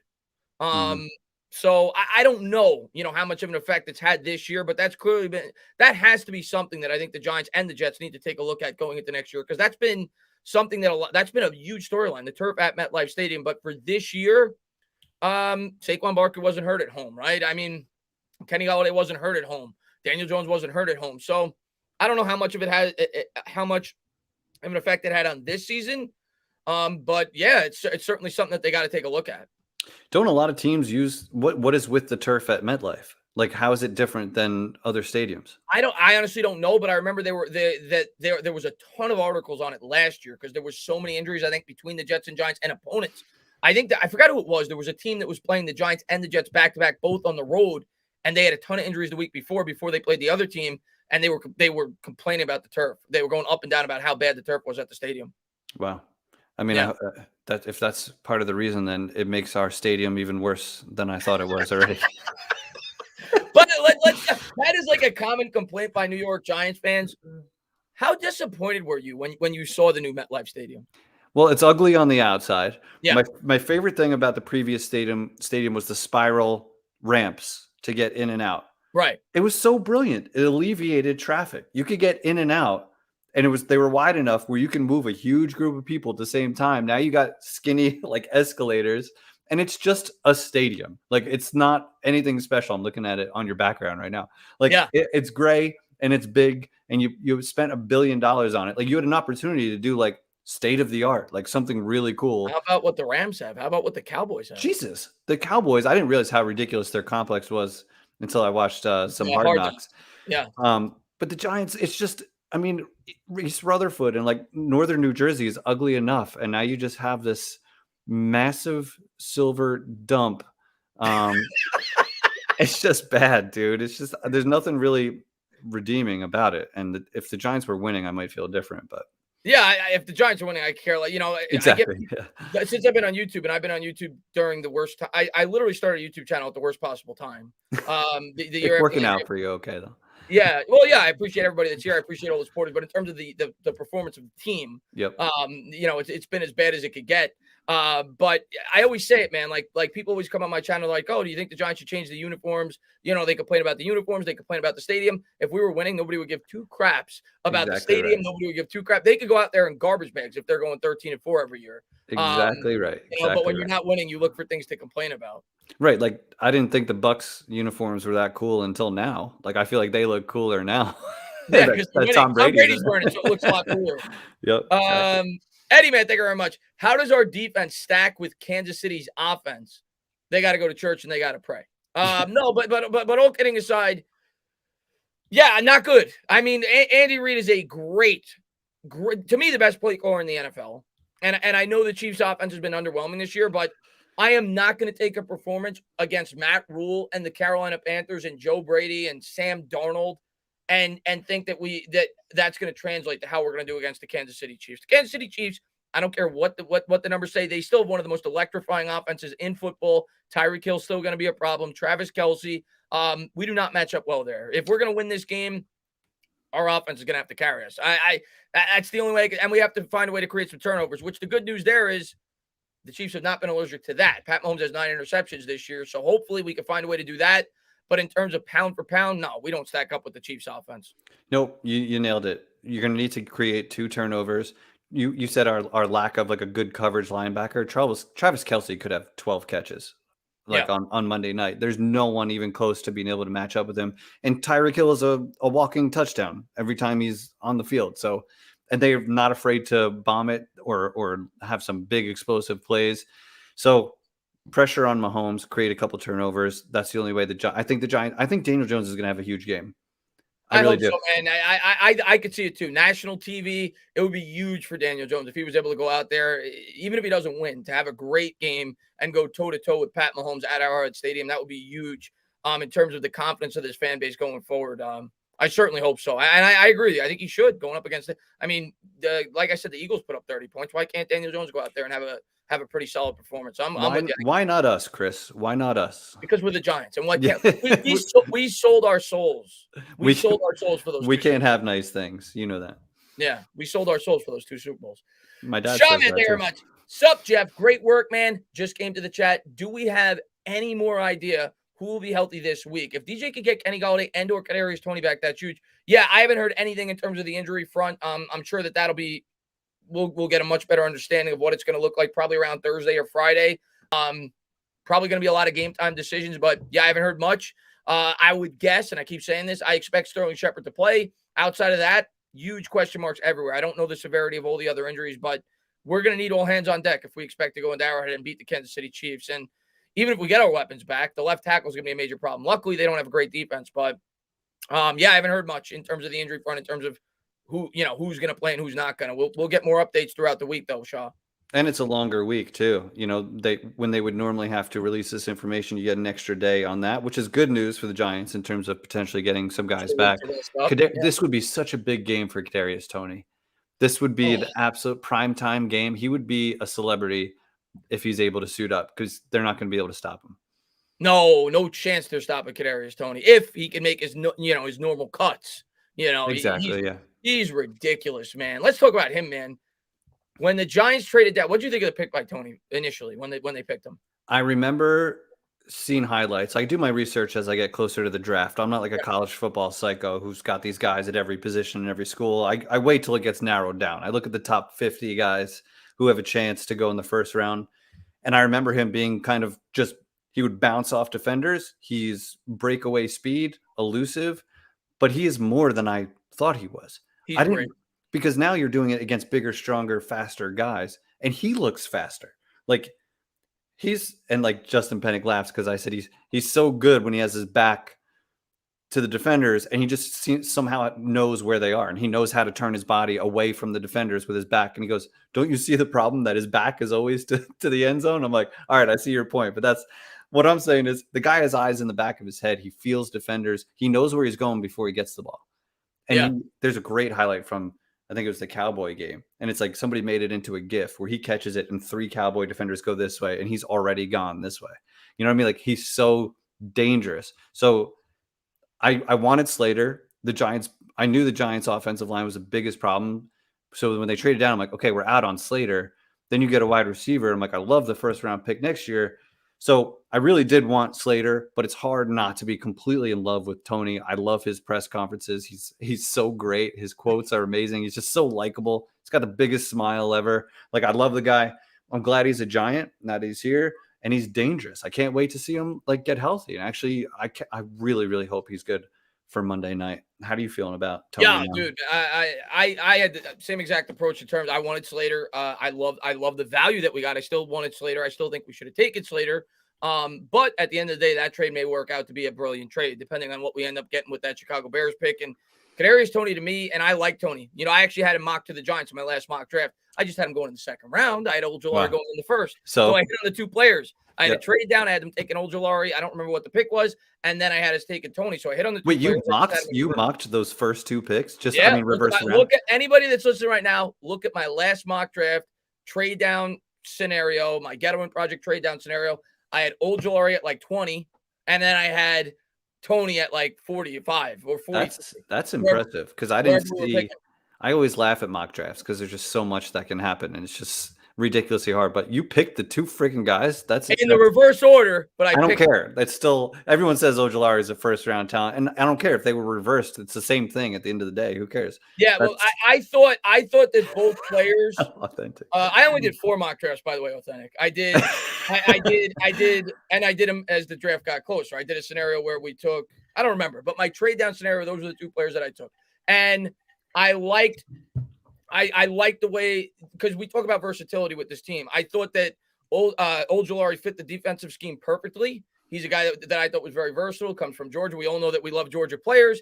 And Toney, to me, is Mr. Versatility. I just never thought we would take him where we did at 20, but I did even mention in my draft reaction video as a possibility that the New York Giants could do that.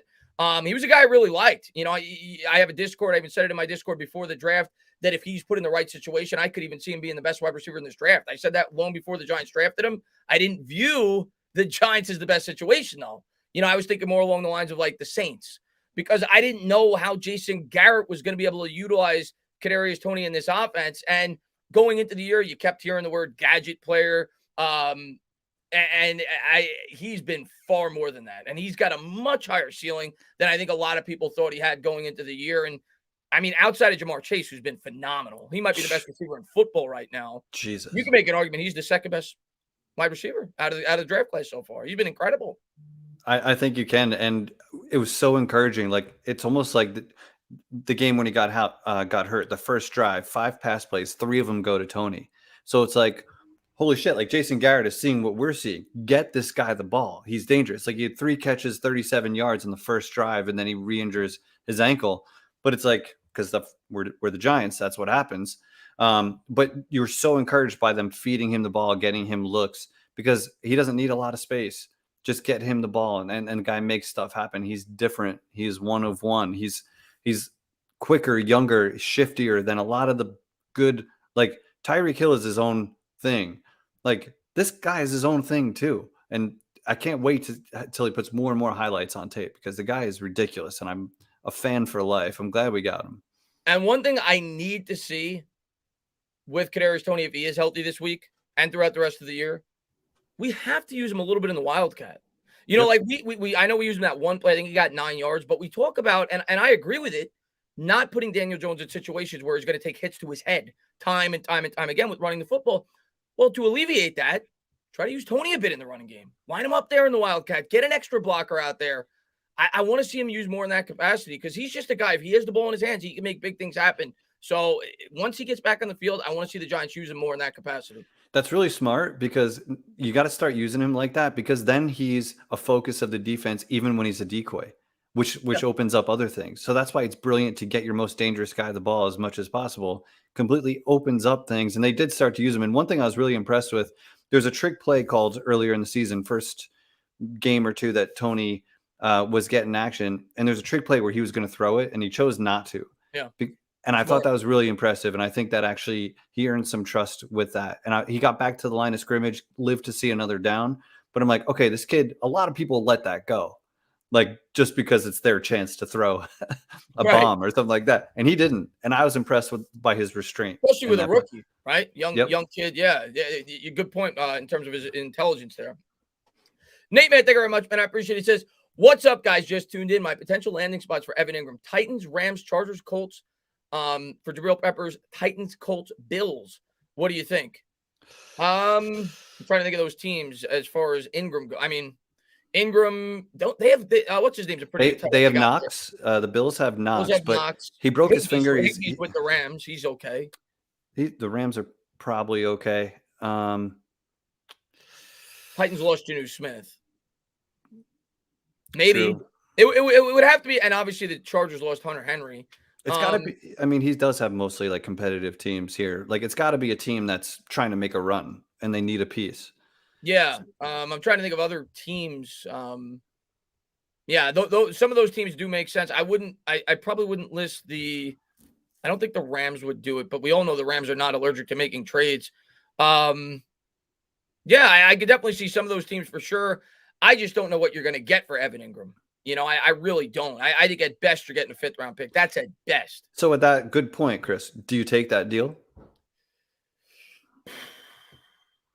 Everybody in the chat is going to say yes.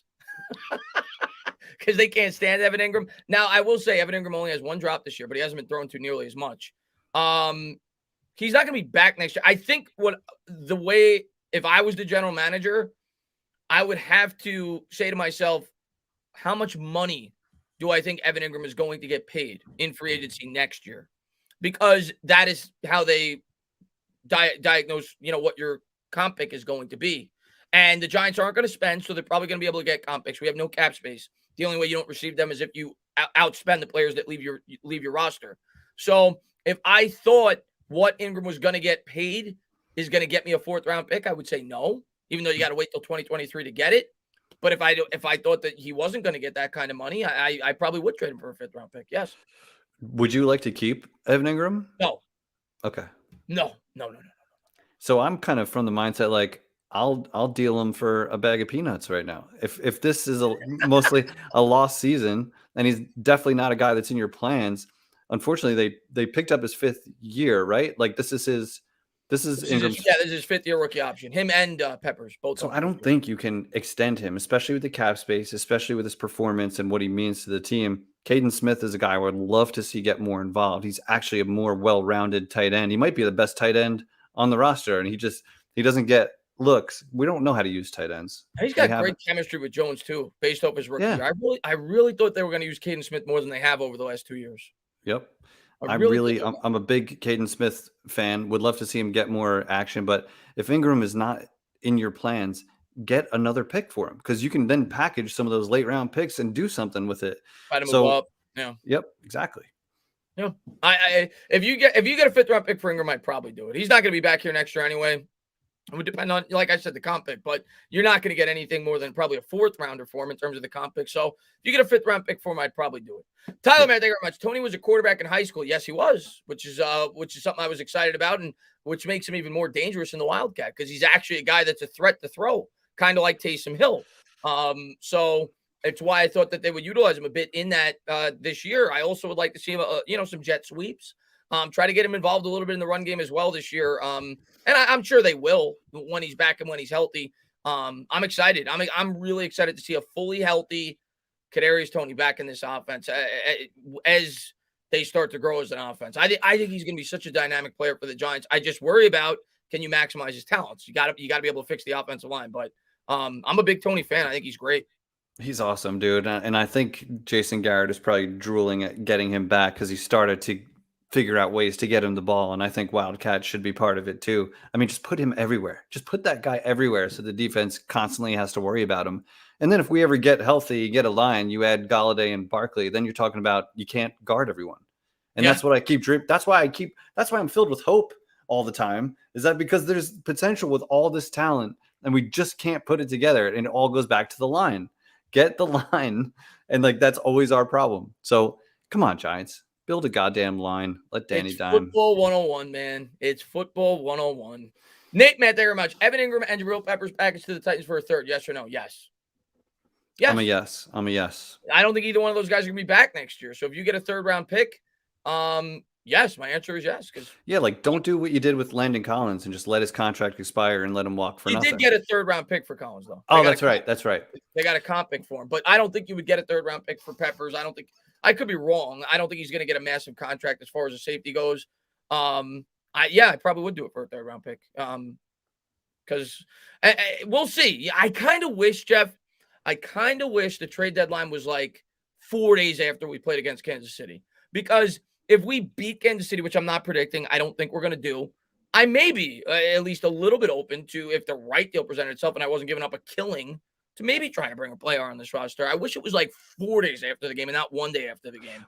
Especially because if you beat the Chiefs, you're like, well, we could beat the Raiders. Yeah, we could beat the Raiders. And like last year we matched up with the Bucks, and like the Bucks didn't know how good they were yet because Tom Brady was still, getting his wings with that team and everything.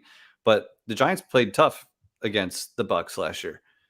They played him down to the wire. So before they missed that 2-point conversion. If Daniel Jones goes into Arrowhead and beats the Chiefs, it changes the outlook of the season. Change the outlook of him. Change the outlook of the season. You want to talk about a Daniel Jones arrival? Go beat Patrick Mahomes. On national TV, primetime, the whole country watching. Because Daniel Jones, by a lot of casual football fans or fans of other teams, they saw the catch, they saw the highlight this past week, but he's still the guy that stinks and tripped over his own 2 feet. Like he's not respected yet. Giants fans see the progression. They see how good he can be. Go beat Patrick Mahomes in primetime. I'm getting myself. Right, I'm getting myself built up now. Let's dream for a second, Jeff. Even though I'm not predicting it, I want to say that before people in the chat kill me. I'm predicting the Chiefs to win. I think they'll win by at least 10 points. But let's play fantasy. Okay. We beat the Chiefs. We beat the Raiders. Let's say we double up. Lose to the Bucks. We're 4-6 with 7 games to go. You've got the Eagles twice. We got the Bears. You got the Dolphins. You got the Washington football team. And then you got the Cowboys and Chargers. 9 wins possible? You could start to look at the schedule a little bit differently because the team is going to start to believe. They're going to start to look at themselves as like, we just went into Arrowhead and beat the Chiefs. So like, let's go. Bring on the Raiders. They're at home. Giants are at home for that one. Why not? You're not going to be scared of the Raiders after you beat the Chiefs. I don't care how much the Chiefs are struggling. It's still the Chiefs. Yeah. Again, I don't think it's going to happen. Me either. I think we're losing to the Chiefs. I think we have a decent shot against the Raiders. I'm going to take it 1 week at a time. I know the Raiders are 5-2. I don't think we're beating the Bucks.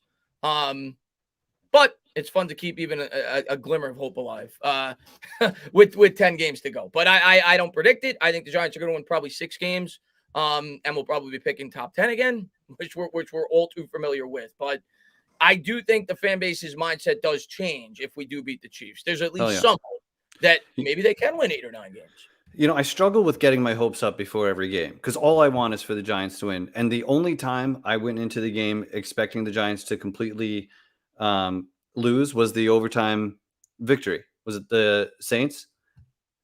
Right? We beat the Saints. So that was the game where I wasn't invested. I was watching the game, but I wasn't getting upset. I wasn't cursing or yelling, which I usually am. And I just watched the game. And the Giants pull out a hell of a victory in overtime. So it's like, go figure. So I'm going to go in with low expectations. But if the Giants scored 2 touchdowns in like the first quarter, it's going to be a different game because then you can blitz a little bit. You can try to force some mistakes.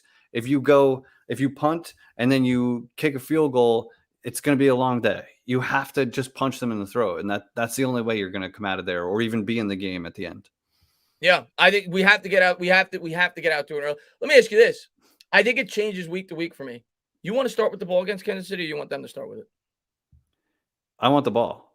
You want the ball. I want the ball. You want to get out to that early lead, take some pressure off your defense. Because that changes. Because I mean, you never want to give Patrick Mahomes the ball, but if their weakness is their defense, try to set the tone.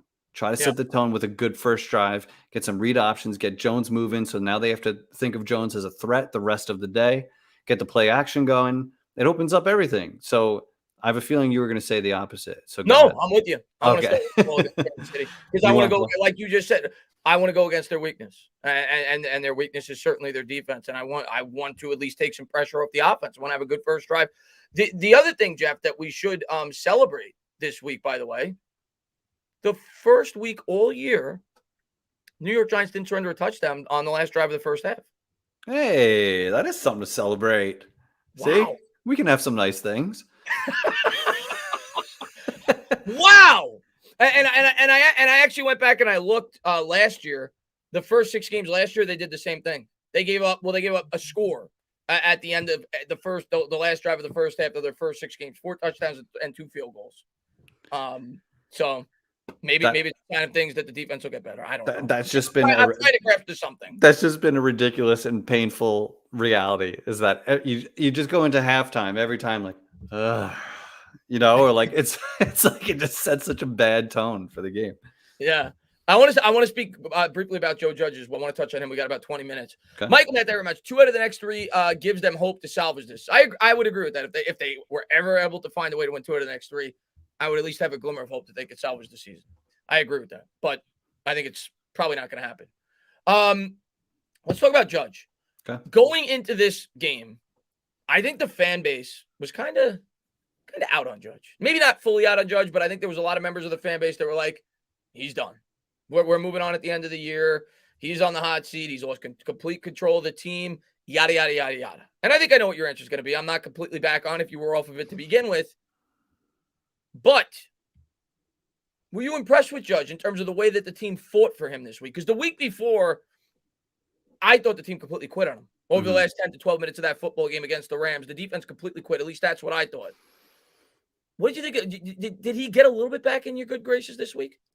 Of course, it helps a little bit. The effort was clearly there, especially on the defensive side. Maybe they smelt blood in the water because they knew it was a bad O-line or what have you, but it was a nice response. I think Judge, if anything, he's going to have these guys fighting. It used to be a fun thing to call them the Fighting Joe Judges, but when they just kept losing, that kind of loses its flavor. But they're going to battle. I like what I saw, but you start to question Judge. It starts to become the question, like, is he going to be the guy? Is he going to be here? And then it's like, well, if Judge is going to be the guy, then are you going to force him on a new GM? Because I don't know if that's right. Then that's what you worry about. Then you narrow the pool of GMs who are willing to do that.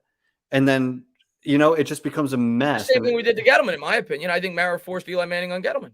Yep. And it just becomes a mess. And that's been a big part of the Giants' problem is maybe not hitting the full reset, doing we're going to, like Gettleman with one of the worst quotes ever is, you can rebuild while you win games.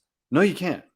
You got to commit to rebuilding. If you're going to rip the Band-Aid off, then don't draft a running back 2nd overall if your offensive line sucks. If you think that's going to help your offensive line, that's not how it works. That's backwards. Any running back in the NFL can succeed behind a good offensive line. So build the line first, then add the talent. There's always going to be talent at the running back position. So Judge, I had to put him in my video this week. I don't know if you saw that. I had to add a Joe Judge. I haven't seen the video yet. I'm going to watch it. Well, it's not this week. It's from prior to the last game, but I had to add a Joe. I had to add a Joe. Yeah. I had to add. I saw. Yeah. I had to add a Joe Judge character because his bullshit is kind of like wearing thin if the Giants aren't winning games. Like this tough guy thing. They're calling him Timmy Tough Nuts and all this stuff about Joe Judge. Like, you got to start winning some games for that act to work. Yeah. So he earned a little bit because the guys fought in this past week. They beat a bad team finally, which they should do. And But So they definitely fought. You definitely saw and again, you don't get trophies for that, but it looked like the team came out and they gave it 110% from the start of the game, and I was worried that the team was going to start to roll over and die after that past performance. So we'll continue to. I'm just taking this week by week at this point. I know Giants fans are going to want to say at this point, just fire everybody. We got a long season to go. I'm going to take it week by week, and at year's end, I'll come to my conclusion as to what I feel the team should do. But we're reactionary. We're fans. We love this team, with all of our heart. And I don't know. I need to see more to judge, but at least it was a step in the right direction. It's going to be interesting because it's a dangerous territory if the Giants win 7 games or something like that, because then you could totally see Mara bringing everybody back and saying, well, the injuries. I mean, we would have been a really competitive team. And he might be right. But if you're wrong, you're just prolonging the process of not having the right people and maybe turning down candidates that could actually really help this team. So it's almost like, you hate to say it, but you want the Giants to either go on a run and be good or don't. Right. Yeah, but like, it's gonna be an interesting situation at the end of the year for damn sure. I could see them going. Unless they win at least 8 games, I don't really see a path where Gettleman's back. But I could see a path where they hire an in-house GM because they want to stick with Judge, they want to stick with Jones, like Kevin Abrams or something. Yeah, Kevin Abrams or O'Brien. Like they hire an in-house. I could definitely see that being a possibility. Or do they go and just start over? Promoting Kevin Abrams would be the most Giants thing to do. It really would. It really would. It really would. A pimp named Slickback, man. Thank you very much. If you want to win a Super Bowl, you hold on to Jones for next year, build up the offensive line, and prep for the next quarterback. To win in this league, you capitalize on the rookie deal. Yeah, unless Jones takes a monumental leap, I got to be fair. I've been very strict in terms of if I was a GM, who would I give a second contract to with the amount of money that quarterbacks make? So I got to be fair. Unless Jones, and he could, if you fix the offensive line, we'll see. But I would stick with him this year, fix the rest of this team, and if Jones is still not winning football games and he's not one of the top 10 to 12 quarterbacks in the league, and trending upwards, then yes, then I would look to make a change. But at least the situation would be much better. But obviously, you see what Jones is with the better team around him in his 4th year. 100%, and that's the best name I've seen in the comment section all day is a pimp named Slipback. He's awesome. He's in all my streams. He's awesome. I gotta follow him if he's on Twitter. But that's the move for next year, I think. Regardless, build the O-line and let Jones have another go at it and see what you got, because he's overcoming the battle. He's playing well enough to be like, okay, imagine if he had, instead of, he's not doing all the turnovers like crazy like he was his first 2 years. He's gotten so much better with that. The things he needed to improve upon, he is. So absolutely next year, there's no reason to replace him next year. He's still on his rookie deal. Let's have another, we have a lot of draft capital. Let's have another good offseason, keep building that line, and he's only going to get better. So then it just becomes a financial decision. Are you going to bring in a new quarterback and for another 4 years who's at least as talented as Jones? Because Jones at that point will be a veteran who's got a lot of good experience at that point, and that's valuable too. You don't want to have to wait another 2 or 3 years for a rookie to get up to speed. So you're doing the same mistake you did with Jones if you go out and draft the quarterback this year, in my opinion, because you're bypassing the opportunity to fix what really matters on this team. You set Jones up for failure, you'd be setting that same quarterback up for failure. And to go back to Slickback's point, talking about the rookie window, I agree with him. That's the best chance to win a Super Bowl when the quarterback's on the rookie window. But I want to maximize that window. I don't want to draft the quarterback and for the first 2 years have a crappy team around him. I want to get the team established and then come to my decision of whether or not I push forward with Jones long term, or do I reset the rookie clock? I want to maximize that rookie window. And if you drafted a quarterback this year, you wouldn't be. You just wouldn't be with the situation he'd be coming into. Steve, man, thank you very much. Do you think the Browns should trade OBJ? OBJ. I hate talking about OBJ because OBJ, I don't know how you feel, Jeff, about this. OBJ is like the most polarizing figure in sports history, in New York sports history. The guy's been off the team for 4 years, and Giants fans still insist to talk about him. But as far as OBJ goes, I don't know. That's a great question because there's been reports that him and Mayfield don't have great chemistry, yada, yada, yada, yada. I don't know. He hasn't been successful since he's been there. Maybe some of that, I'm sure some of it does have to do with Mayfield. I don't think Mayfield's a good quarterback. But the Browns are a team that's trying to compete. So I don't know. I guess it would depend on how they feel about him going forward with his contract and everything else. I don't know. I don't know if they'll trade OBJ. It's a good question, but I would say no because I think they're trying to compete right now. Maybe in the offseason, but not right now. Yeah, I don't know if Odell could have gone to much. I mean, they're a pretty good team, so in terms of wins versus losses, it was an okay move. But they're a run first team. Like that's who they are. So he's not a good downfield thrower. He's not Eli Manning, and Eli was feeding Odell. He was getting 10 targets a game with Eli. So like I think Odell's best days are behind him. He was on a Hall of Fame trajectory, so it's kind of crazy what's Greatest happened 3 to him. years to start a career in the history of football at the wide receiver position. He was electric. He was absolutely electric, and it's funny that he's still a topic years later. 4 years. He's been off the team for 4 years. Here we are. We have Tony. Let's get over. You got the new guy in town. Tony's our guy. I think Tony's damn good, man. Yeah. And Jay Radaman, thank you, says Nick Wright has always said DJ is nothing more than a backup quarterback. Do you think he can shut him up and beat the Chiefs? He could. Am I picking him? No. I here's what I'll say. I think, like Jeff said, I think Jones is gonna have a very good game. But I'm not picking him to beat the Chiefs in Arrowhead. But I think he's gonna have a very good game. Do I think he could win? It's the NFL. I think it could happen. But I'm gonna say no. I'm picking the Chiefs, but I think Jones will have a good game. What's the spread on this game? Do you know? I think it's 10. Really? At least, yeah. Last I saw, I think it was 10. So they're still giving the Chiefs a 10-point cushion, regardless of their recent struggles. If we're being honest, they should. They should. Let's be real. I mean, let's be fair. I mean, the Chiefs are, like I said, their 4 losses. These are their losses. They lost to the Ravens by 1 point. Mm. They lost. They lost to the Chargers by 6 points. They lost to the Titans. They got blown out last week. That was a really bad performance. Mm-hmm. And they lost to the Bills. I mean, the Giants have beaten the Panthers, and they're a better team. They're at home. They're a better team. Let's be real as fans. They're a better football team. They should be favored. Yeah, like we're a team that's figuring out if they have the right quarterback and the right coaches. That's a team who expects to go to the Super Bowl. So you're not playing with the same hand here. Yeah, they should be favored. Dave, man, thank you very much, man. Ingram was a Pro Bowler only because other big name tight ends were hurt. Much of that, even then he shouldn't have been. The guy from Tunyon. Yeah, Tunyon scored 10 touchdowns. Didn't make the Pro Bowl. Unbelievable. Ridiculous. That's I will never understand that. Yeah, he had 10 touchdown catches. And Ingram had 10 drops. Yeah, exactly. 10 drops. 10 drops. Like, what happened there? Like, I want to know what happened in that meeting room when they were talking about who's going to make the Pro Bowl, and somebody lost the fight for Tunyon, and Ingram got in. It makes even fans were like, huh? Like, makes no sense. Yeah, he's like literally the most hated Giant, and he was the guy that represented our football team. He says I'd still trade him and Solder even when with our paper thin O-line. Nobody's taking Solder. No. Nobody's taking Solder. Maybe you could get something for Ingram because he's young and does have some potential, but nobody's taking Solder. No. Yeah. And let me read Sports Influencer. Sports Influencer, thank you so much for being a member for 15 months. Look at us. Love you, brother. Kicking ass, man. Thank you so much, man. Got to meet him at FanFest as well. He's been such a great supporter of mine for so long. And thank you so much for popping in, man. Abe says, could we try a back shoulder throw when Kenny Golladay comes back like Eli and Plax?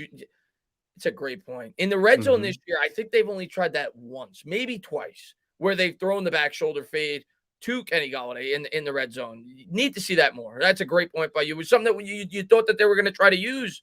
He's 6'4". He's a guy that could go up and get it. I agree, Abe. That's something that Burris brought to the Giants. We really didn't see that with Golladay before the injury.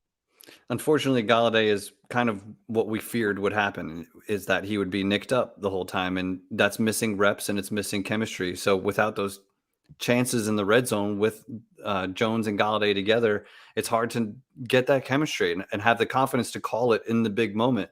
But once he comes back, once they get some reps together, that's something they absolutely have to do. That's why you got him. Big red zone target. For sure. Somebody said, Shaw said, John, thank you so much. Field Yates Twitter. I'm pulling it up right now, and I'll show it to the chat real quick because people always say, why don't you show it to the chat? Here are Field Yates' recent tweets. I'm trying to figure out which one you meant. Some notable workouts around the NFL today. Atlanta, Corey Coleman, Baltimore. Cincinnati, I think it's in the comment section. Peppers to the Giants IR. Believed cornerback Josh Jackson, whom they acquired in a trade with the Packers prior to the season, The team also waived David Sills. Oh, bad day for Sills Army. Oh, no. The guy is yet to record a catch. He's going to have nightmares about that perfect spiral. Oh, no. I know Giants fans absolutely love. He was like a fan favorite, a guy everybody was rooting for. I even said it on Twitter. I said, if Sills catches a touchdown this week, you're going to have Giants fans on Twitter comparing him to Jerry Rice. But all Chris, kidding aside, I wish him the best. He's a hard worker and hopefully gets an opportunity somewhere else. I don't know if you missed it. Jabril Peppers to the IR. That's what the comment section is saying here. Jabril Peppers to the IR. That's what these guys are saying. I trust them because about 11 of them said it at the same time. Well, that stinks. He ain't getting traded. That stinks. Yeah, he ain't getting traded, man. So there you go. Jabril Peppers will be back with the New York Giants for the rest of the year when he does come back from the Yep. That's bad timing, especially as he had that like great sack. It would have been a great time if you were going to deal him, try to leverage that sack that he made. That's too bad because I like him a lot. I know he's probably not a long-term play for the Giants, but I like him in a Giants uniform. I'm a big Peppers guy. I like Peppers. He hasn't been playing very well this year, but I like Peppers. He played well last week. I feel like his snaps were limited early too. He wasn't playing, but I like when they use him creative. I like when they bring him down in the box and let him be a little dangerous. Send him on some blitzes and let him ball out like he can. If he's not a great coverage guy, so let him wreak some havoc around the line of scrimmage. I thought that they misused him. Yeah. You know, and he didn't play well, but to ask him to go 1-on-1 against Noah Fant week 1, like, what are you doing? Yeah, he's not guarding that guy. No. So, I didn't like the defensive philosophy in terms of the way that they used him. I know that the Giants were ultra aggressive in that game and they blitzed 50% of the time in that game. But yeah, he's not that guy. But I still think he's a good player if he's used the proper way. Yeah. Trade Ingram, it's possible. We'll see. But it is 5:01. Said I was going to go to 5. I got to take a break because I'm calling the Knicks game. And I'm sure you got stuff to do as well, Jeff. Let me just answer this real quick. And Abe, man, thank you very much. Who we got that could get us a compensatory pick? Peppers, Ingram. I'm trying to think. Will Hernandez. He's a free agent at the end of the year. Those would be the 3 most likely candidates. Those are. I mean, you got Carter, but he's not getting paid anything. Hernandez is interesting because he's, like homegrown offensive lineman. Can you afford to lose? That's another hole you have to fill. If he's not great, but that's another hole you have to fill if he goes. But you can't really afford to pay him either. And that's a guy, people asked me at the beginning of the year, out of those 3, which guy are you going to keep? If you had to keep one, it would be Hernandez because of continuity on the offensive line. We'll see. That's going to be a tough decision as well at the end of the year because we're so thin on the offensive line to begin with. It would depend on what his market would be, I suppose. But yeah, there's another guy that I would think maybe you get some kind of comp pick for him if you let him go. Yep. AJ, man, thank you very much. When are our 3rd and 4th round picks going to play? I've not heard anything on either one. Obviously they were both put on the IR before the year started. He's talking about Ellerson Smith and what's his name, the cornerback we drafted from UCF, Aaron Robinson. Yeah, Aaron Robinson. We'll see. Hopefully they get out there sooner than later. I think both of them are going to get an opportunity to play because our slot corners have been bad. Darnay Holmes can't even get on the field. And he played okay last week, but I think both of them are going to get opportunities to play when they're healthy, but I'm not sure when that will be. I think Ellerson Smith to begin with. Yeah, I think Ellerson Smith returned to practice last week. Wasn't activated for the game. It would be nice if he turned into something and flashed down the stretch. Yeah, that would be a nice little piece to go. Imagine that. Imagine that, a draft pick who could rush the passer. Imagine that. Well, we got one. We got Ojulari. He's looked pretty good. He's great. I love that guy. Hey, let's do one of those toasts that you always do in your video. Aziz? Aziz. Nice. But guys, we are going to close this out. Thank you to each and every one of you guys. Thank you for all the support you guys always show on the channel. Like I said throughout the stream, if you haven't checked out Jeff's YouTube and Twitter, both are in the link in the description below. He's trying to grow up a new YouTube channel. I think he's an hysterical guy with the videos that he does. You're definitely going to want to check him out. Really funny. He does a new fan reaction video before each week when he recaps each performance. So definitely check him out. Jeff, thank you so much for coming onto the channel, man. I can't say thank you enough. You did a great job. Had a great time talking Giants football with you. Hopefully we can do it again soon. Thanks, buddy. This was an awesome time. Thanks for sharing your platform. I would do it anytime you want, man. Thank you. You got it, buddy. Guys, check him out. And I'll see you guys soon. If you want to come by for the Knicks game, I'll see you guys in about 2 hours. Have a good day, everybody. Let's go Giants. Go Giants.